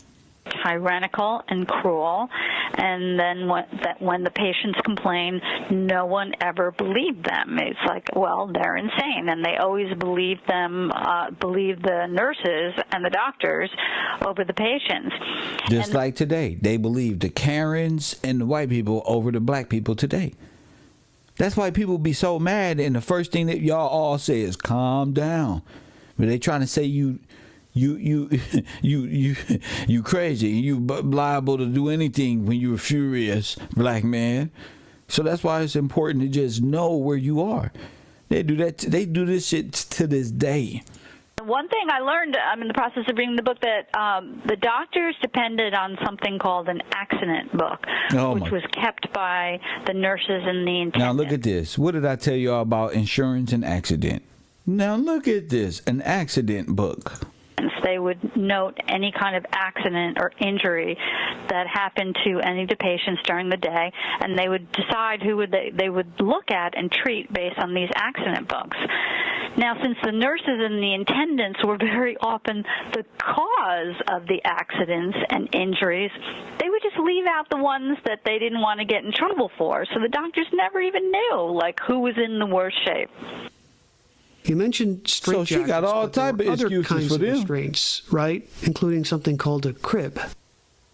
Yeah, that one was the... What's a crib? If you see pictures, like if you Google it and see pictures of it, it was terrible. It's essentially the same as a child's crib, but a crib. It's actually more confining. Like in even a child's crib, there's a lot of space for them to move around, to sit up. In the cribs that they had for the patients at the asylum, all they could do was lie down flat, and the top of the cage, and it is a cage, was just like a few inches from their face, so they couldn't move at all. And so what did that remind you of? The internment camps that they said the Japanese people had. Remember? They would lock them in little cages where their bodies was low to the ground. This is I'm trying to tell you the truth. Describe it. Was seeing a patient in one of these cribs, and he said he squirmed around inside of it like an excited squirrel. I mean, it just made me cringe reading that. Wow. And one of the doctors testified at the investigation that I mentioned, saying that he didn't think they were so bad, and really they couldn't build them fast enough, and if he could get more quickly, he would do it. And the senators are like, "You've got to be kidding me!" And they said, "Have you ever spent a night in one?" And he said, "No." And they said, "Well, why don't you do that and then get back to us about how bad it was?" But the lunatic asylum, by the way, wasn't the only terrible place. Oh, my goodness. Coffee and Kush TV, KevRow University. This is, you on the air. What up? The word is prejudice. So what? So listen. I'm going to end the show here. KevRow University in full effect. Just a brief, there's 24 minutes of excellent, there's a whole hour and a half. You understand? So make sure you signed up to the Patreon. We're going to talk more and do a lot more calls. Sign up to the Patreon if you want to be part of the call list, because, I'm ending all the calls here. And you have to be a part of KevRow University to have a conversation, because it comes right through my Discord. I'll be able to see you, block you. You'll never be over there again. You can't switch your accounts. There's no way. So if you do want to take part, you want to be a part of researching and stuff like that and be part of the show, there's a few brothers I would love to for them to be a part of that process. So I'll connect with y'all on some other shit. But to everybody that's out there, there's more to our history than you were just a slave. You were just an Indian. All of that negates and negates what really is the meat and potatoes here. You know, genocide, eugenics. The black experience is the black Holocaust, the American black Holocaust. That's what this is about. Our Holocaust. That means a warfare against your genetic makeup. And it's provable. It's not like I'm mad or I'm upset and give me reparations. I'm not asking for no reparations yet. I don't know what happened. You see what I'm saying? I'm not out here like, hey, we got to find out and hear in different stories. There's probably tons and tons of different asylums, Georgia, Florida, St. Louis. Press 1, the Missouri, the heartland of America. Press 1.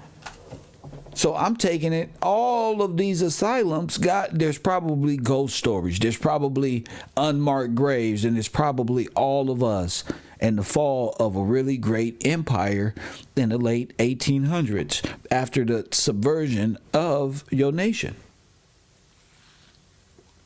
I'm not saying you was no Indian. I'm not saying you was no African, come over here on no African boat. I'm saying you from right here, and the servers and the maids overthrew.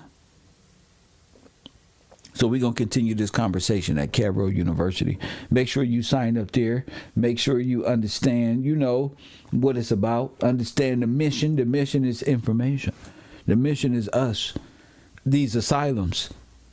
Coffee and Kush TV, I appreciate each and every last one of y'all on some real shit.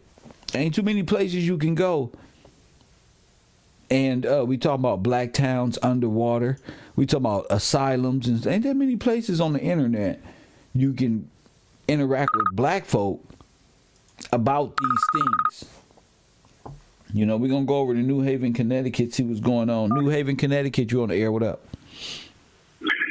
What's going on, Professor? This is Argia. What up, champion? What's going on, man? I know you getting ready to bounce, but I wanted to put it out there that there's three music artists of the 40s and the 30s that were committed to asylums and had forced electroshock treatment. One of them was Bud Powell. Okay. A brilliant pianist. Charlie Parker was also committed for a time. Paul Robeson, the lawyer and actor, he had over 50 electroshock treatments based on his political views. And Thelonious Monk was also committed for a certain amount of time. All these men were subject, to asylums and cruelty based on not only their brilliance, but the connection with the community and their abilities to communicate higher ideas. I just putting it out there. That's crazy because that's kind of like what Kanye's going through. That's right, exactly. It's nothing new. Like now that I'm thinking about it with a different spectrum other than, Kanye's tripping and Kanye, whatever.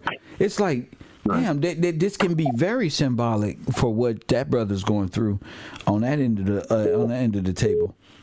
That's deep. Paul Robeson. Paul Robeson, not only was he was one of the first blacks to graduate from Columbia Law School in New York. He passed the bar, but he actually never practiced due to racism. So he went into acting and all that stuff. And he had, particular political views that the United States didn't agree with. And they deemed him incompetent. They, like I said, they hit him with something like 45 to 50 electroshock treatments that would have destroyed anyone else's mind. They couldn't understand why he kept his faculties. But he talked about all of that. And he had a home here in Connecticut. I forgot where it's at, but home is still in the family, you know. Yeah. And he was traveling all the world. He was traveling forth. He went to Russia. He found out who we were. Okay, because before, if you go back to around the 16th century, you won't see the word Russia on world maps. Because the word Rush or Rosh is a Hebrew term meaning beginning. Rosh Hashanah, beginning of the year. Ah. And before that, it was known as Shara. See, what they do is they take our language and they flip it. You gotta remember, King James spoke and wrote 5 different languages, including 2 dialects of what they call the Hebrew, which is actually the Iberian language. No such thing as Hebrew. Right? That's all a construct. But, excuse me, if you look into these older maps, if you can find them, Russia was known as Shara, okay? And Shara means the upright ones. As a people, we were known as the upright ones. We were never known as so-called Jews, ever. Okay. Israel is the name. Israel is also a construct. It's Isis, Ra, and El combined. We were never known by those names. Over the last 300 years, they have rewritten all the records. And the power is in the language. Because we even created this language. So this was a financial transaction language, the language we're speaking now, but what we're speaking today. You mean like commercial language? Commercial language, absolutely. But what we're speaking today is very different than what the original King James was written in. So we're locked into commercial language. That's right, absolutely. It's all about commerce. So this is how we stay, even in our language, we stay condemning ourselves, kind of like cursing ourselves, but kind of like, damn, it's tough to even put into words. Well, here's what's happening. Here's what I've been working on for the last 3 years, really intensely, is the language. Okay, see, part of the scripture talks about the lifting of the veil. That lifting of the veil is actually language. Okay, that's what it is. It is truly language, because they took our records. Okay, they turned the biblical record into some sort of religion. You know, we didn't have that. We had 613 laws, which were divided into 4 categories: moral law, civil law, dietary law, and law of ceremony. That's what we have. We were never given religion. Right? And when we encounter these people, we term them the lawless ones. Right? If you go into, the Apocrypha, which is the book they took out of the King James, the 14 books. I got 54 books. 14? Well, no. Well, the 14 they took out, because the biblical record they give you now only has 66. But if you add the 14, they give you, I believe it's 84 books, right? Which would make, including the Apocrypha, which was the book that's in between the Old and New Testament. Because you have the Wisdom of Solomon is in there. You have Second Ezra, which is in there. You have Ecclesiasticus, which is in there, which is in the Apocrypha. All these books they took out, and they said, "Oh, well, you really should read those books." But those books are mentioned in the books of Joshua and the Book of Kings. Books of Kings. It talks about these books, like the Book of Jubilees. That is mentioned. We cover a lot of that, but I don't want to get into these different conversations, jumping around, because it's all there. But I want to stay around the. It's not a lot. It's just I want to keep this topic around the American and the Black Holocaust, not what our language was, and all these other things that people go around. I want to keep it right on this Holocaust and how important it is that we realize what happened, how many people were actually committed to these asylums that could have been crematoriums. For all I know, a lot of our people at this time was put on trains, never to be seen again. Well, that happened in Katrina. There are people that were put on buses, and they're still unaccounted for. No, well, I don't know if they're accounted for in this manner. I know a lot of people was just sent all over the place, but a lot of them was adults. And when you're dealing with the asylums at this time with the firstborn, so many were sent here, specifically murdered, never to come out, maybe sent to crematoriums. How many people? They said over 1 million bodies are on this island. That's a lot of people. And if it's 1 million there, who's to say it's not 1 million over there, and 500,000 over there, and 800,000 over there, and 50,000 and 30,000 here? That's what I want to focus on. How important it is this Black Holocaust is to our people, and getting this hypothesis out there that this travesty in American history must be told. It's very real, man. It's real, because the island was called the Island of Messing and Madness. That was another nickname for it. Mm-hmm. I'm focused on the island being called the Island of the Dead, and knowing why we are died there. These are all attributions of the 13th and 14th Amendments. That's absolutely right. So, according to, you got to understand, the description says that these people, these foreigners, would become a law unto themselves, right? They would practice whatever they felt like practicing once they overthrew us. Now, we're trying to find out how, we're all looking at how did this happen? Who? What happened that we got into this position and we were overthrown? Wait, what you mean we looking? I'm explaining it to the people. I know how it happened. Okay, all right. So are you trying to tell us how it happened? Is that what you're saying? No, I'm saying a lot of folks, how do we get to a position of vulnerability in order to be overthrown by these foreigners? We talking about that through we working our way right down that alley in time. It's all coming together. How it happened? Here is how it happened: floods, fires, emergencies, and a whole National Guard off in war. Thank you for the call, champion. My man, see, Tyreek, you ain't finna get at me. Press 1. Tyreek, please go somewhere with that madness. Sir, press 1.